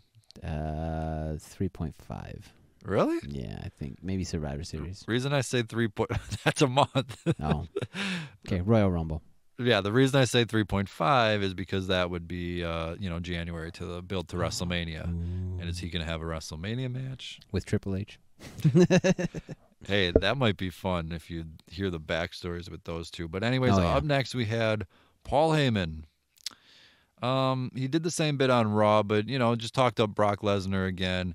And at this point, I honestly couldn't call it. The Cain Velasquez story was out there. And if you remember when the first Spoiler alert. If you remember the first time the match was announced when we did the podcast, I made the case for Kofi to retain. Yep. Now, obviously, I said I don't think that'll happen, but I made the case. But we were hoping. But, somebody would come out. Something would happen, and then Kofi can continue, and then Brock, who I assume will now be on feud SmackDown. with that. Right. So you can do all that stuff with or without the title. But anyway, Heyman gave the spoiler, and his spoilers have held true. So we knew what was coming there. So anyways, up next we had Braun Strowman, The Miz, and Heavy Machinery versus Dolph Ziggler, Robert Roode, Randy Orton, and AJ Styles. This, kind of just here's everyone to go at it. Yeah, I mean, I think it was just an excuse to say, here's what SmackDown has, except half of these guys are on Raw. Yeah, and I mentioned this earlier, and I think it's 2 years in a row where I picked it, but Braun to SmackDown seems like it. He's not doing a whole heck of a lot on Raw. Yeah. And I don't know if he will, but again, then he's back on the show with Brock, where he's probably not going to leapfrog him ever, and if Reigns is on the show, well, then you're already playing third banana, then whoever else goes there, but I could also see Reigns going back to Raw. I could see it because he went to SmackDown, and then I think it was 2 weeks later, the wild card rule, and he was showing up right, on Raw. And he's just everywhere. So we will see how all that goes. The real story was afterwards, Braun Strowman and Tyson Fury. Tyson Fury. Who is this guy now? He's a boxer. It was basically the Floyd Mayweather thing where they stared down the bigger guy, obviously, but top in the boxing, and security held him back. Is this where they're headed? Was this a 1 week kind of showdown? I don't know, but I did think that when that happened, I thought, well, they're not going to do the same with Cain Velasquez. Right. It's basically the same story, 2 segments in a row. I'm like, they're not going to do it again. Because clearly we're out of ideas. Clearly we wouldn't do that again. Clearly Fox doesn't want their sports stars Nobody would expect, to do the same story right at the same time. No, but Fox executives were sitting front row. But anyways, DJ Marshmallow. Any idea who this guy is? I've heard of him. Really? Yeah, because my daughter used to watch Disney, and he did a thing on that. I thought at first he was the was it the Sonic, the fast food chain, the Sonic, the big head? Is that the store or the? No. What am I thinking of then? The Michelin Man? No, I think it's the Sonic guy. But anyways, he has a big head. But anyways, whatever. So I've never heard of this guy. You know who he is? He's a EDM, electronic dance musician. Okay, I had a former coworker like 2 or 3 years ago at my last job tell me all about this EDM stuff, and I'm like, what is that? There's a guy named there's a guy named Dead Mouse who wears this like big circular mouse head, basically. Yeah, I don't know. Basically, DJs take other people's music and remix it and make it kind of their own and put it out as music that they've made. And I don't really have an opinion on it one way or the other. And I guess this involves accidentally bumping into Carmella and pinning her for the 24/7 title. Well, when you got a big head like that, I mean, things tend to get in the way. Hey, you're lucky I didn't throw a comment in on that one. My land. But anyway, Carmella got it back later on. Which she did. I had heard that he had won it, and then they said to find out what happened because he lost it again. Tune into the YouTube channel. I'm like, I'm not doing that. Yeah, I didn't click at all. I liked. I likened this to the AEW where they kind of are trying to connect it to the YouTube stuff. Right. It's like, I just want to sit and watch a show. Yeah, I just want to watch a show. Just give me my stories. Let me watch my show. Let me watch my stories. Yeah. So up next, we had the Lumberjack match. I didn't know this was a Lumberjack match. Yeah, I didn't either. I thought it was no DQ, but maybe that was the pay-per-view, and I'm just blending it all together. They tend to blur into one another. So Roman Reigns beat Rowan. They did the spot, which you knew was coming, where Reigns jumped over and knocked 50 guys over on the splash. Right. Brian was on commentary, and the question going into this, because it's Luke Harper and Eric Rowan versus Roman Reigns and Daniel Bryan. So it's the, enemy of my enemy is my friend. Right. So those two are going to team up. So the question basically comes down to this. Is Roman Reigns and Daniel Bryan truly on the same page? Are they truly buddies? Or is Bryan going to pull the swerve and he was, what? That's my thought. I think Bryan's pulling the swerve. Or was the handshake and the whole thing and he's got his own family? I don't think they would have done this whole new Daniel Bryan heel character if they were just going to have him drop it right away and become a face. I think he's pulling something and we're going to have a new family of some I think type. commentary even asked Bryan that and he said, well, here's the deal. Rowan lied to me. I don't like liars and now I'm getting my revenge or something like that. Yeah, but, he's turned over a new leaf. So Right. So here is my only suspicion on that is Harper and Rowan laid him out 2 weeks in a row. Yeah, well, I mean, I know there's taking a the bullet. Wyatt family did that too to Daniel Bryan, and then all of a sudden he was part of the Wyatt family. Yeah, but he was under a trance or whatever. He had to kneel before him or whatever it was, or I don't even know. But anyways, do you? I don't. So kind of like those back mountain country of California that I just saw. There's some people there that were just entrancified. Well, it's legal there, right? It's California. Yeah. I will say Roman Reigns is not going to get screwed by Bryan because Reigns just lost to Eric Rowan on pay-per-view. Right. Which, if we already forgot about that. No, but, of course not, because Luke Harper's there to remind you. Because it's Saturday, and you know what that means. You know what that means. You do know what that means because it's main event time. And main event? Main event. Of yesterday. Yes, main event time. I am glad this got the main event. Unlike NXT, I would have definitely put this on last, and it did. I would have hyped this all night. I would have actually had in the corner 5 minutes, or not 5 minutes, the 2-hour countdown, and then 5 minutes, 4 minutes, and then had the countdown to Brock versus Kofi, and then there are 2 pictures in the bottom corner. I would have had that all night. Honestly, I would have had it all day on Fox if possible. So, Brock Lesnar versus Kofi Kingston for the WWE title. Yeah. And you can laugh all you want, but this is the most Holly paid attention. Hate him. She, whether she wanted to or not, perked up and paid attention. Just in time, too, because if you blinked, you would have missed it. Okay. Do you have any thoughts on the match before I've got a lot of thoughts. All right, I will give the floor to you. No, I don't need the floor because I thought it was a slight that Kofi had to get here we go. lambasted. I mean, at least give him come on. Just right up one move and that's it. All right, before me giving my thoughts, I like that, earlier it was established that New Day was going to let him go at it. Right, So I get that. That was cool. stuck with his character from the past few weeks where he told him to stand by. I can do this. He's got it. He had to prove to himself. So I will let you continue. No, A slight, you think? It just sucks, man. I mean, give him a little bit of offense. I mean, 6 months as champion. Screw Brock Lesnar, dude. I cannot stop. 6 months as champ, WrestleMania moment, and he loses. Do your thing. Do it. All right. So talk that big pile of crap up because I know you love him. So here we go. All right. So I want everybody to turn their volume up. I hope that he's like prepared for this. Oh boy! I'm going to choose my words carefully. Keep it clean. This intimate stroking of his ego. Stroking of something. So Brock, here we go. Brock, I hope you're listening because you're gonna I hope you got a towel nearby because here comes your biggest fan. Does Brock live in Portugal? I don't know. Probably. All right. So I hope everybody has their Here we volume go. up. I hope everyone's ready. Go ahead and take a nice hefty dose of alcohol because you're gonna need it. Now you're putting pressure on me. Okay. Are you ready, everyone? All right. This was awesome. All right, this was the best moment of the whole night. This was amazing. I can tell you exactly what happened. The bell rang. Kofi ran right into Brock Lesnar, picked him up for an F5, pinned him 1, 2, 3. I immediately start jumping up and down, doing the Brock little dance. Holly starts yelling, "What? Oh my gosh, oh my gosh," and doing her little thing. I'm going nuts. I'm clapping, yelling, "There's 10 minutes left. Something else is happening. There's 10 minutes left. There's more to come. There's more to come." And then they showed the replay. And then it immediately was like, oh, crap.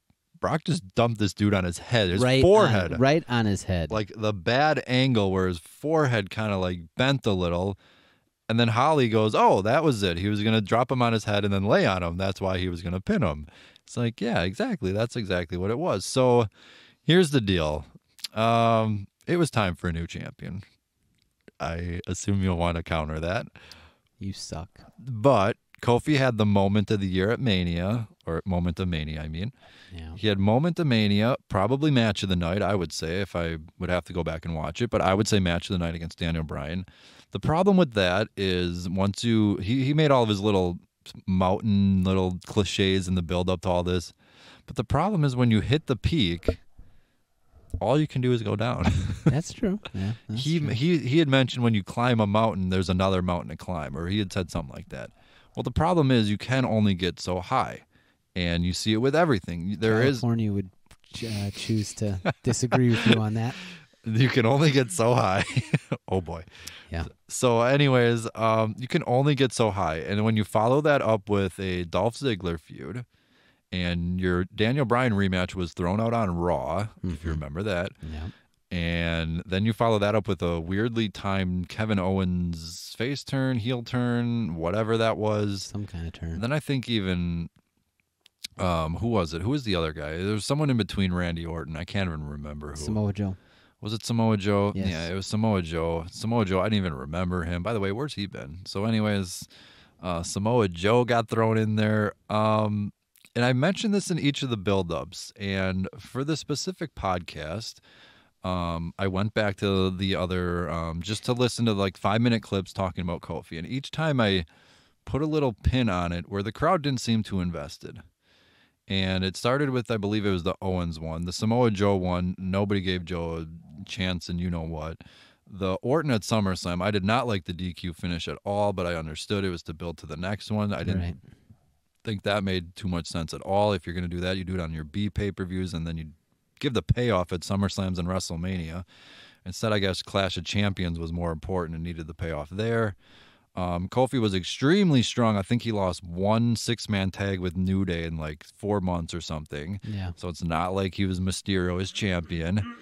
So he was more than kept strong, more than everything in his pay-per-view wins. All of them were clean. If you remember before Mania, he even got the gauntlet victory and all that, beating half the roster and everybody. Right. Unfortunately, though, it just never worked. So for you, I had a great time. Well, for everyone. So here's the You don't deal. speak for everyone. I had a great time. Well, here's the deal. So it was No deal. Deal or no deal? No deal. Howie says deal. So Screw Howie. it was time for a new champion. None of the title matches were working. So as much as we can rip on Brock, all of his matches on pay-per-view are great and exciting. No, they're not. So, They're really not. so They're not exciting at all. They're the same match. Is that why they're so exciting? Because you like watching the same match over and over and over again? just like Nickelback. So Yeah, anyway, I mean, you're not wrong there. oh boy. So anyways, the thing with Kofi, Look at this photograph. It's the same match that we saw last week. and I don't even know did he headline a single pay-per-view he was champion? I don't know. I don't think he did. Screw Brock Lesnar. Trying to think about it. But anyways, Hate him. great moment for him. 11-year story. Again, you go back to Mania. I was defending him getting this, where everyone in my room was, no, he's a mid-carder. Why is he getting the title match? And I was like, you're kidding me. It's 11-year journey. That's the story here. He's finally getting it. WrestleMania, of course he's going to win. He's going to get the big moment celebration, all this stuff. So I was right there with it. The problem is then came the title reign. And then came the non-existent feuds each month. It was Ziggler, and then, hey, here's Owens, and hey, now Joe wants a title match. And hey, the Orton one finally clicked, but then he beat him 3 straight times. And then Brock Lesnar stepped up. Mm-hmm. And finally we got Because something. he always has to show up when it's least convenient. And finally we got something interesting. And finally it was like, For okay. you. And it was like, okay. Because you love Brock Lesnar. And if you were Sable, you would be the happiest man on earth. If I was a man named Sable, I'd be wondering a lot. So anyways, we finally get to it. Does Holly know that you and Brock Lesnar have such a sordid affair? Hey, she's got her thing with Seth Rollins, and I don't ask questions on that. So what are you showing me now? So anyways, the thing about Brock Lesnar, obviously it was for Fox, okay? So obviously everybody knew that either he was going to win the title or someone was going to cost him the title. It led more towards him winning the title once Heyman started yapping spoiler crap. And you involve the Fox, you involve him being actually advertised for upcoming Smackdowns. Yeah, that's Brock ain't going to do that if he's on a part-time non-champion. If he's a champion, you got to stick around a little bit, right? Yeah, you think so, but he disappeared for a year. It wasn't a year, It but was close. you would think so. So all of it led to that. Obviously, I did not expect a 5-second match, especially when I saw the match starting with 12 minutes, I think it was. I glanced at the clock quick, which you're not supposed to do while watching a show because, kind of can give a clue of what's going to happen if you look at the clock. But, I glanced over and was like, okay, this might be, 5 or 10 minute demolition, but, okay, he'll get in a little offense. But anyways, jumped in F5, about 5 seconds long, and 1, 2, 3 new champ, and it got even better. So Cain Velasquez Booyaka. came out with Rey Mysterio. Yeah. That was very interesting. Now, I know that I'm not the only one, but for a very brief second, I thought maybe Dominic shaved his head and got a new attitude. And then I saw who it really was, and then my eyes bugged out. Yeah, I'm sure Brock Lesnar would really care for the Dominic Mysterio coming out. I mean, because he had a little fear going on there. But anyways, Cain Velasquez came out. If you remember UFC stuff, they have their history. Yeah. The pay-per-view that Cain beat Brock Lesnar for the heavyweight title, yeah, I purchased that for the sole purpose that I knew Cain was just going to demolish that piece of garbage. Garbage. Piece of garbage? Fat piece of garbage. Fat piece of garbage. Really? Yeah, he's a garbage. Brock compared to Cain, and we're calling Brock fat? Brock is garbage. All right. So they had their little takedown. Cain had the knee brace on. Apparently he does, I don't know if he needs surgery or something, but that was one of the stories that he made it clear in negotiations to everybody that, his knee's kind of messed up right now. I didn't necessarily think he was going to WWE, but if you go back to Raw and then you hear the Heyman promo, you can obviously tell who he was talking about.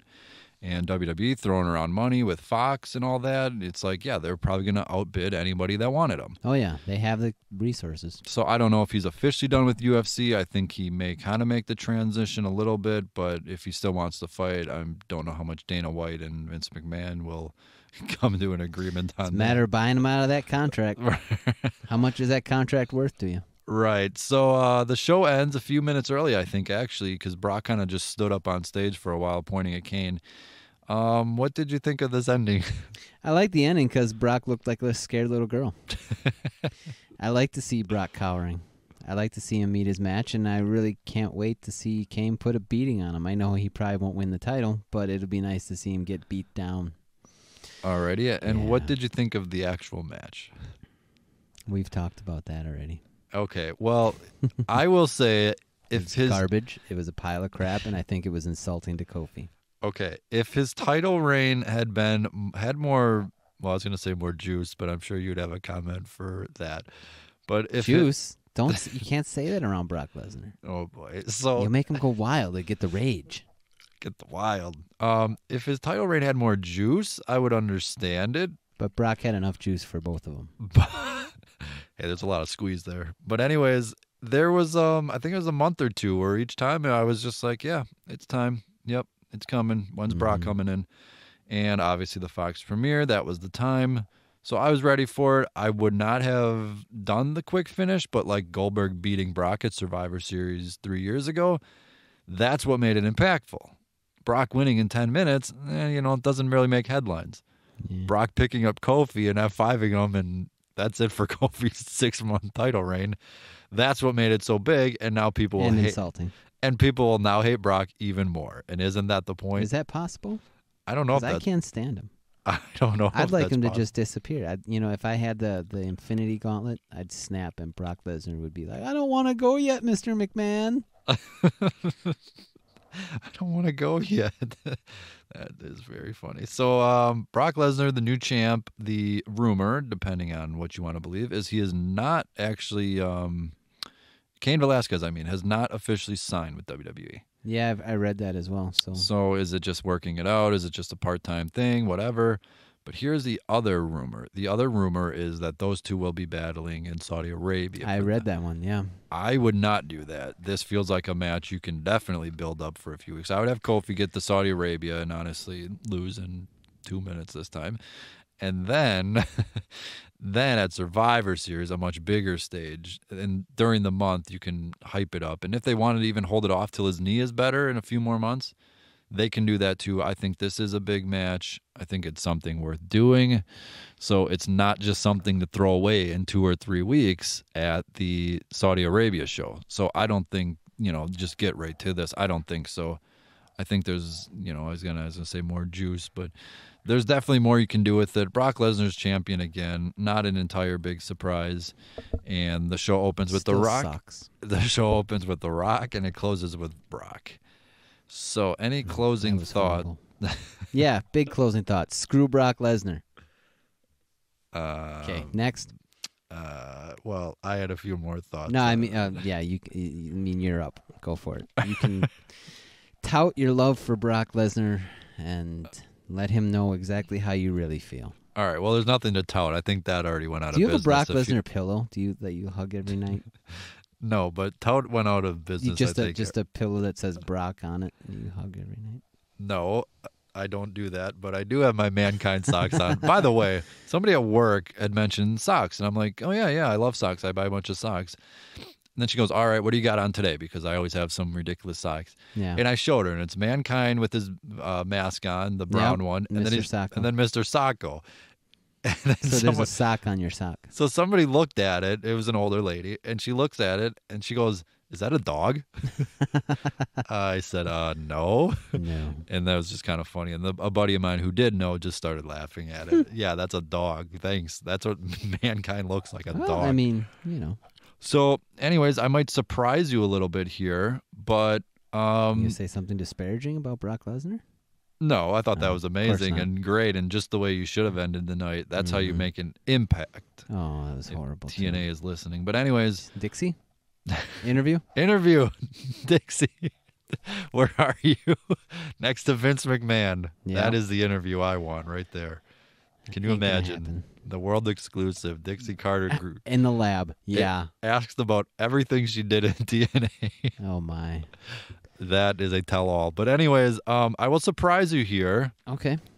And there was a lot on the premiere of SmackDown. Like I said, it opened with Rock. ended with Brock, but then from there, I mean, we got the women's tag match, which was fine. It was great. It was all right. Everything fine there. No complaints.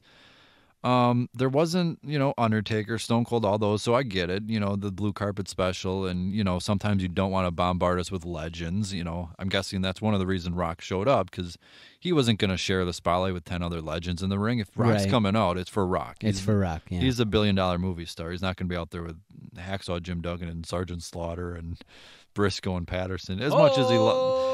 You know what I mean? So if he's coming out, he's doing his thing. And here's the other thing, though. But after that, the women's tag match, and then it was Rollins versus Nakamura. That went nowhere. Right. And the Fiend attack, we've seen that now 3 or 4 times in a row. The ladder match was fine, but it clearly seemed rushed to me. They just kind of kept setting up tables and ladders and smashing through. Yeah, they had things to do. Yeah. And then we had the 8-man tag. Nothing to that. Not a whole lot going on with that. Braun wins. They did the Tyson Fury showdown, which I don't know if the crowd necessarily even cared. And then it was, yeah, exactly. And then it was Reigns versus Rowan, which, was fine, but it's not going to knock your socks off and, talk about amazing things. And then we got to the big main event hyped up, and then it ended a few minutes early. Yeah. So I mean, it was a lot of hype, a lot of the blue carpet. Fox definitely was pumping them up throughout all this, and they still are. They've even included them in the little trademark Fox opening where they list all the Super Bowl and the big sporting events they host. Yeah. And then it even says the home to SmackDown, which is very big, I think, to have them included in the biggest events. They did pay $1 billion. They paid $1 billion. That is true. But anyways, long story short, I didn't care a lot about a lot of the stuff happening on SmackDown. I am almost now looking forward to the draft more so than the pay-per-view.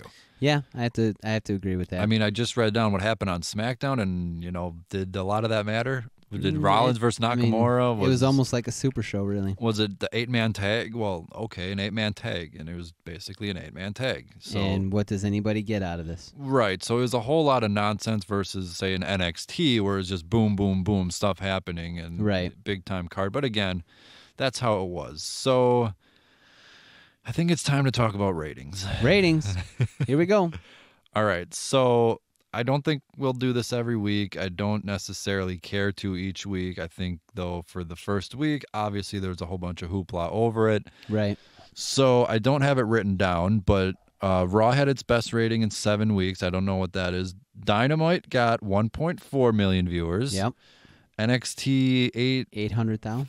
840? I don't even remember. So almost 1 million. So right off the bat, do you care about Raw's rating, or should we just talk AEW? Don't care about Raw's rating. They did well. Yeah, good for them. So anyway, next. I mean, the Monday Night Football game was, I think, it was the season premiere because we had about a week of downtime. Right, with Hogan and Flair. And I believe they gave everybody the week off. That was their summer vacation or fall vacation or whatever. But the Monday Night Football game was a dud. I think that's why the viewers came back, because I think it was an 0-3 versus like a 1-2 team or something. It's bad. I mean, you could say the schedule, but the schedule's written 6 months in advance. So you can't now go in hindsight and go, oh, you shouldn't have had those two. Well, in the preseason, those two were the good teams. No. Right. So anyways, whatever, it doesn't matter. So, all right, Dynamite, NXT, what are your thoughts on those numbers?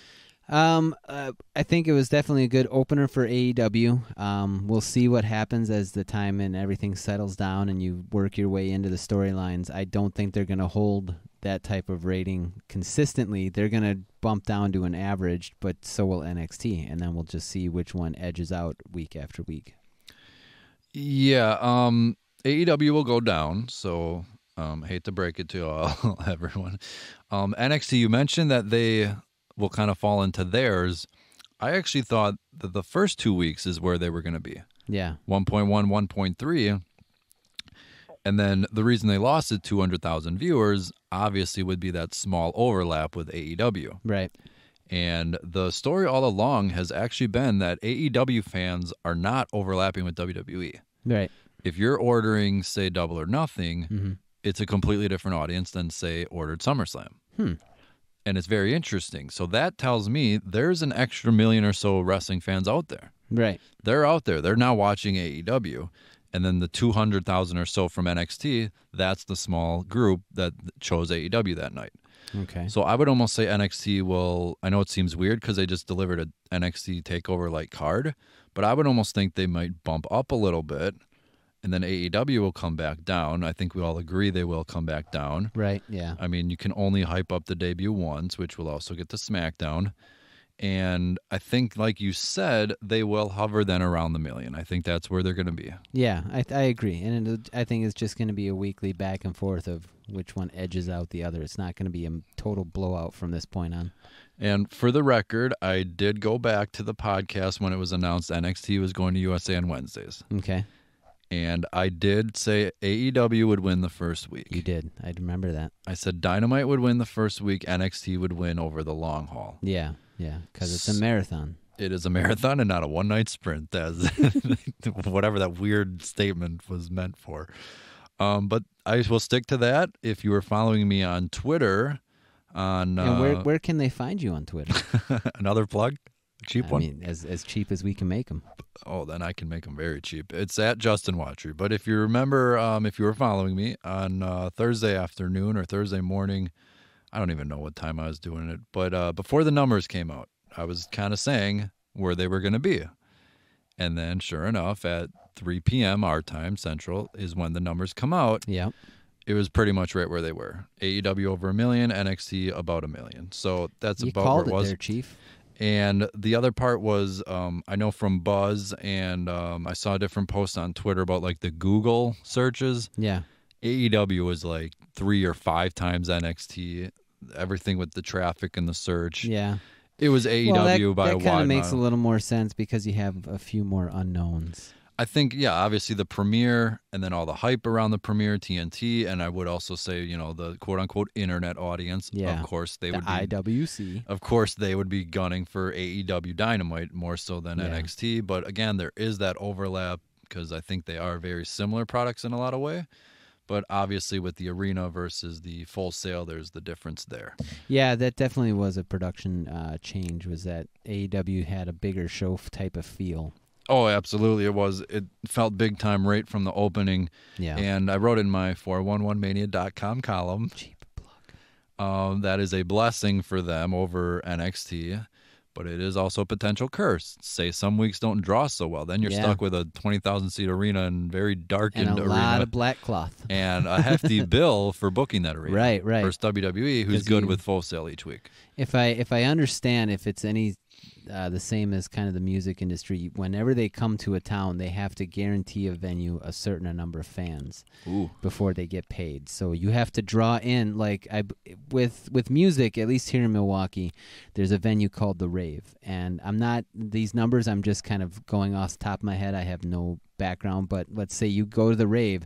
The band's manager or whatever calls up The Rave and says, okay, you let us play here, and we'll guarantee you 3,000 people will show up. 3,000 paying customers. Nice. And so if you can draw the 3,000, then you get to play The Rave. If your demand gets bigger and say, well, we can bring 6,000, okay, well, then we'll put you in the ballroom that's upstairs at the Rave. Or, well, the market isn't as good in Milwaukee. We can only really draw 1,000. Okay, we'll put you down in the basement or in the bar. You have a show at the bar. So basically, before you can get, really paid, you have to draw in a certain amount of fans. So if they're going to Topeka, Kansas, where they maybe haven't got as much promo or, it's not working out as well, and they say, well, yeah, we can hopefully draw in, 15,000, and then they draw in 5, well, there's a 10,000 paying fan gap between their guarantee, and that's when they get screwed. That's when they get screwed. So yeah, Dynamite had the bigger feel, everything, but again, we will see moving forward how well the arenas look and all that. But I think the first few weeks are sold out, so those should look good. Yeah. And then I think they're even going back to Illinois for like their 3rd show in December or something. They've already announced. Oh my! They just announced I think it's December one, or maybe it's Boy, November. they really like Illinois. They like Illinois. I think Have they seen Illinois? Illinois is kind of garbage. I think they've already kind of said that'll kind of be their home base type area or whatever. Like Chicago area or Illinois itself? I don't know, but it makes you wonder about going to a show because we are in Wisconsin. We are in Wisconsin, but I hate Illinois. But then again, we also have SmackDown coming in And then we have NXT in November. So do you think maybe they'll take the trip up I-94 and have an AEW invade SmackDown? I keep thinking that when Full Sail and if they run a show in Jacksonville. Yeah. Wednesday night if somebody's going to go from Jacksonville to Orlando. Or vice versa, I guess. Whatever. But I wonder for that. So, interesting. Any other thoughts on the Wednesday ratings? No. I think it was good. I think it's a new night of wrestling, and it definitely it makes you feel that you can feel the competition between AEW and WWE, even though they say it's not. We all know it is. So shut up and just give us good wrestling. Shut up and do it. All right, so dance monkey. So we got one more ratings to talk about. Yeah, SmackDown 3.8, huh? 3.8 million, and it won the night in demo across all the shows. Oh wow! So I mean, it's Friday night, so right. I mean, not a lot on, but well, I mean, definitely a victory here. There was a time when Friday night was a big primetime night. It was TGIF, there was, man. Full House and and Family Matters, Perfect Strangers, and Step by Step. Step by Step. Based in Port Washington, Wisconsin. That is true. So it says here, I'm reading a little press release here from Fox Sports that across streaming and Fox, 3.999 million viewers. That's a lot of viewers. And then it was the most watched WWE telecast in almost 2 years. Raw 25 in January, I think had like 4.5 or something. Okay. So, and then it said the audience peaked for SmackDown with 4.27 million viewers on Fox at it says 8 p.m. to 8:15. I'm assuming that's Eastern time. So that would for us be 7. So that would be the opening. Ah, yeah. Okay. I'm assuming because I don't think the top of the second hour did that. So I'm just going to assume it was the opening. Obviously, people tuning in to finally see the debut. Right, yeah. That would make sense. And then that was during the or Rock. Or would it be 2 hours because they were in L.A., so it would be the ending. I'm not doing this. Or if you hop into your DeLorean and see... The flux capacitor has to be fluxing. Time circuit's on. Anyways, over last year's average of SmackDown, it was up over 85%. Wow. So all the talk of them wanting 3 million viewers, for 1 week at least, they are well over 3 million viewers. Now we lead to the obvious question. What happens next week? What's next week? Without the hype, without the promotion, without the year of knowing about it, and without The Rock showing up, and without, the possibility of a certain Punk showing up. Well, we have a big draft coming up, so I mean... Yeah, I do like how right off the bat they had something for week 2. Yeah. If you remember for Raw 1000, when they had everything hyped up in 2012, the following year, the big thing was, or the following week, the following thing was the AJ Lee was now going to be the Raw general manager. That's right. And then they ended it with the CM Punk heel turn. So they tried to get the next viewers. Of course, it didn't necessarily work. But either way, I do like how they already had the draft. I wish they'd spent a little bit more time on it. Same with SmackDown. I wish they'd maybe done a little bit more flashbacks to great moments. Yeah. I know they had a quick video package, but that didn't really do much for me. So either way, 3.8 million. There it is. And if you're including the other crap, 3.99999. Yeah. Well, they got the viewers that they were wanting for that first show. Let's see what happens now. Yeah. So do they drop to 3? Is there a steeper drop? Or does it hover? Oh, there's definitely a steeper drop coming. Does it hover around the 3 million they want? Do they lose 800,000 viewers? Or do they lose 2 million viewers? I mean, are we? I guess it all depends on who were those 3 million. Were they, or who are these 3 million? Who are these 3.8 people? Who are they? Who are you? The question is like, are we talking like fans that have? Because obviously you watch Raw every week and SmackDown every week. They haven't been getting those kind of numbers. No. So your hardcore wrestling fans are going to find wrestling wherever they can. Well, I bring it up again, but AEW. Right. There's no overlap. Well, there's a little overlap, but there's an extra million people out there. So they're out there. So who are these 4 million people? The question is getting them to tune in. Right. There's 3.8 other millions because, you're looking at about 1 million or so that are your hardcore wrestling fans that are definitely going to find wrestling wherever they can. Are they going to keep coming back to Fox with the other 2.8 million or whatever it is? The question is how much of a fan base was built and how many people were just checking it out to check it out. Yeah, more so than the whole AEW NXT thing, which, not that I don't care about it, but it's just kind of whatever to me. I'm more intrigued, again, by the AEW, like SmackDown. How many of those 3.8 were watching Dynamite? Because that extra million, you can't tell me Raw would not love to have that extra million pumped in there somewhere. So 3.8, I think, was a great number. That is about where I thought. I thought they would, honestly, maybe even do a little more, 4 million, 5 million. I thought the whole thing was hyped up great. There was just promotion all week. They were all over the place. So you knew the first week they'd spike the number. Right. Next week will go down, so let's not freak out next week when ratings go down. Oh, but they will, because they paid $1 billion. They will go down. That's what's going to be interesting is when the inevitable sharp decline does happen, how are Fox execs going to mesh with WWE and try to change things? Yeah, I know they were front row at the show, but it was LA again, obviously, where people are. Where everybody is. Including me. I like how, I like the fact they have the draft set up, but here's the scary thing is after the draft, like what if in a few weeks, things aren't clicking again, like the superstar shakeup. And that's when it's going to be interesting. Like, crap, we want this guy on SmackDown now. Or, oh, crap, this person's hot. Or, oh, Ronda might come back. Or, these stories just aren't bringing viewers in. Let's bring our guys in. Oh, right. And then Cain Velasquez. Hey, we paid $1 billion. You have to let us help. Yeah, we came up with the 24/7 idea, and look how well that's worked out. Yeah, that was USA though. So I'm just saying, but you're right though, because there is going to be that pressure, and it's going to come not only from Fox but USA.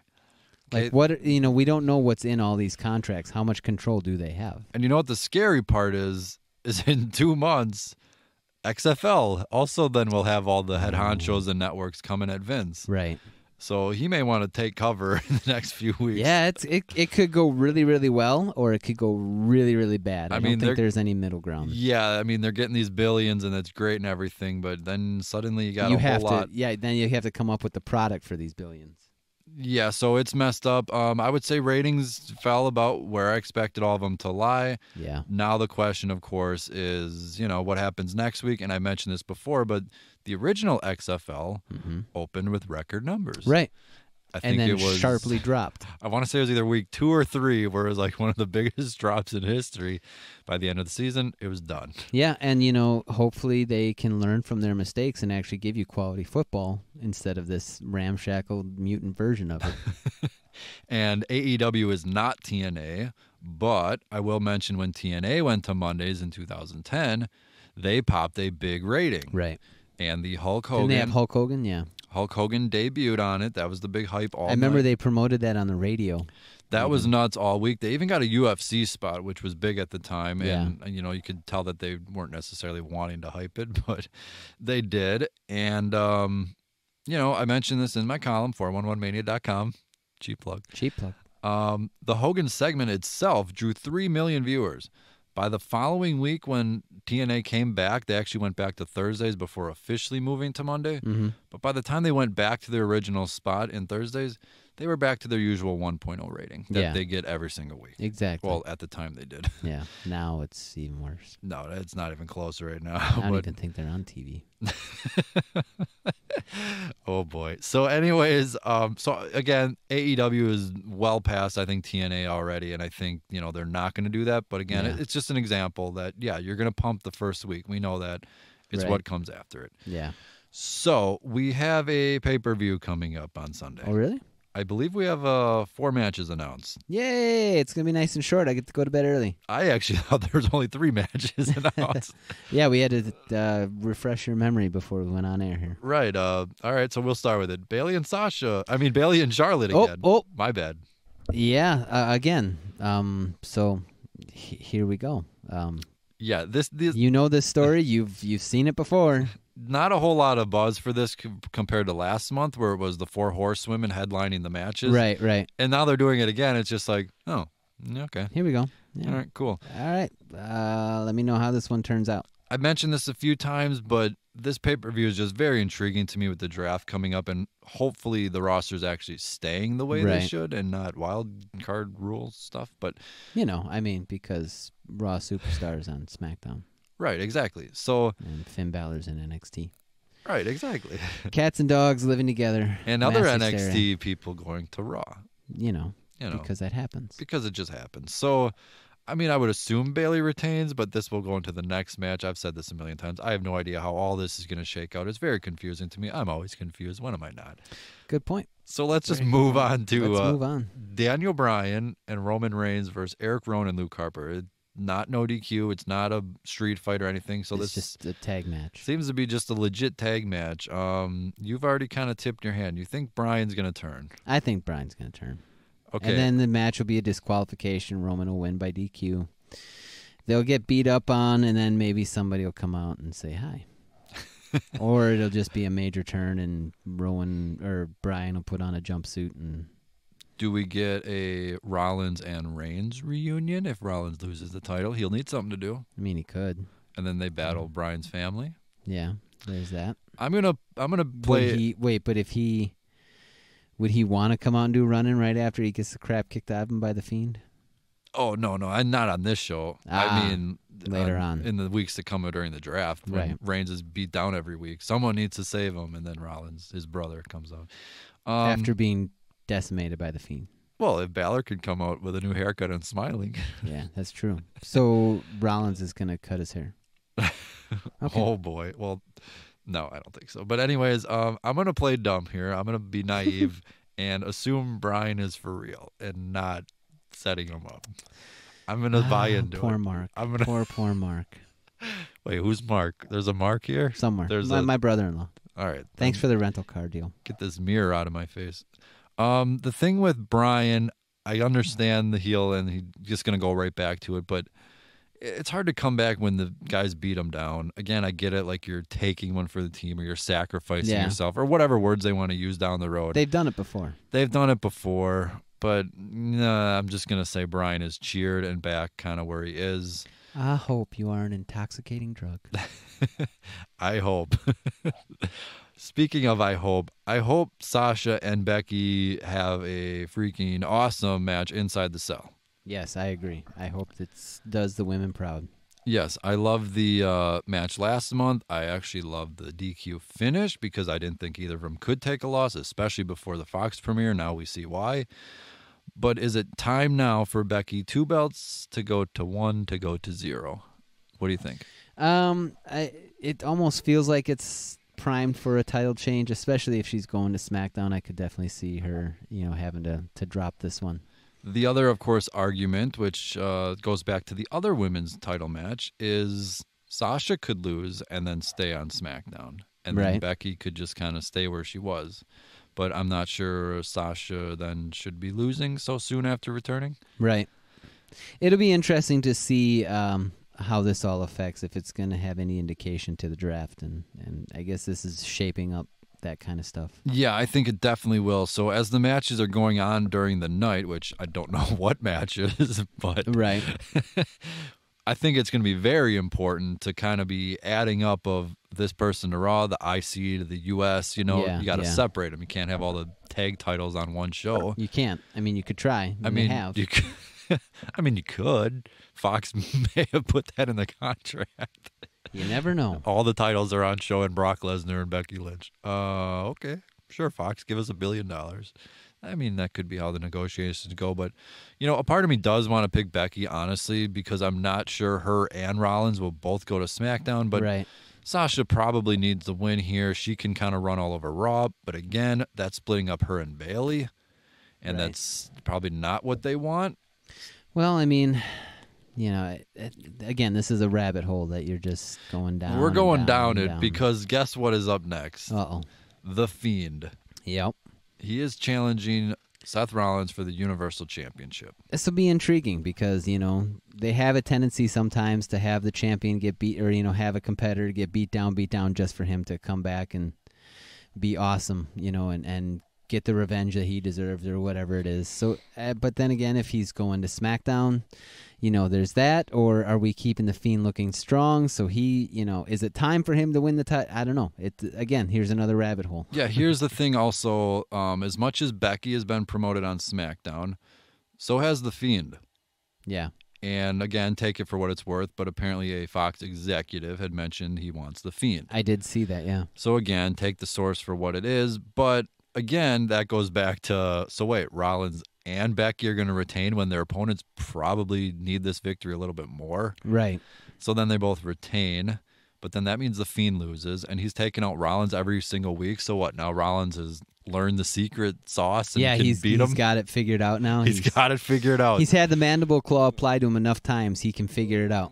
Yeah, so I'm actually leaving the door open for them retaining just because I don't know how this draft is going to work out. Yeah, it's a funny time. It's going to be a very interesting pay-per-view. It'll be after the Cowboys-Packers game, which is on at 3. So it'll be a very packed show, and I think then we can kind of get back to quote-unquote normal with the wrestling schedule, even though all the shows will be kind of, in the same time slots and stuff. The hype had died down. Yeah, and didn't your mom ever tell you to silence your phone? I did silence it, but I just turned it back on because I was looking at something on Twitter, which I will now read. Uh-oh. Breaking news. Wee!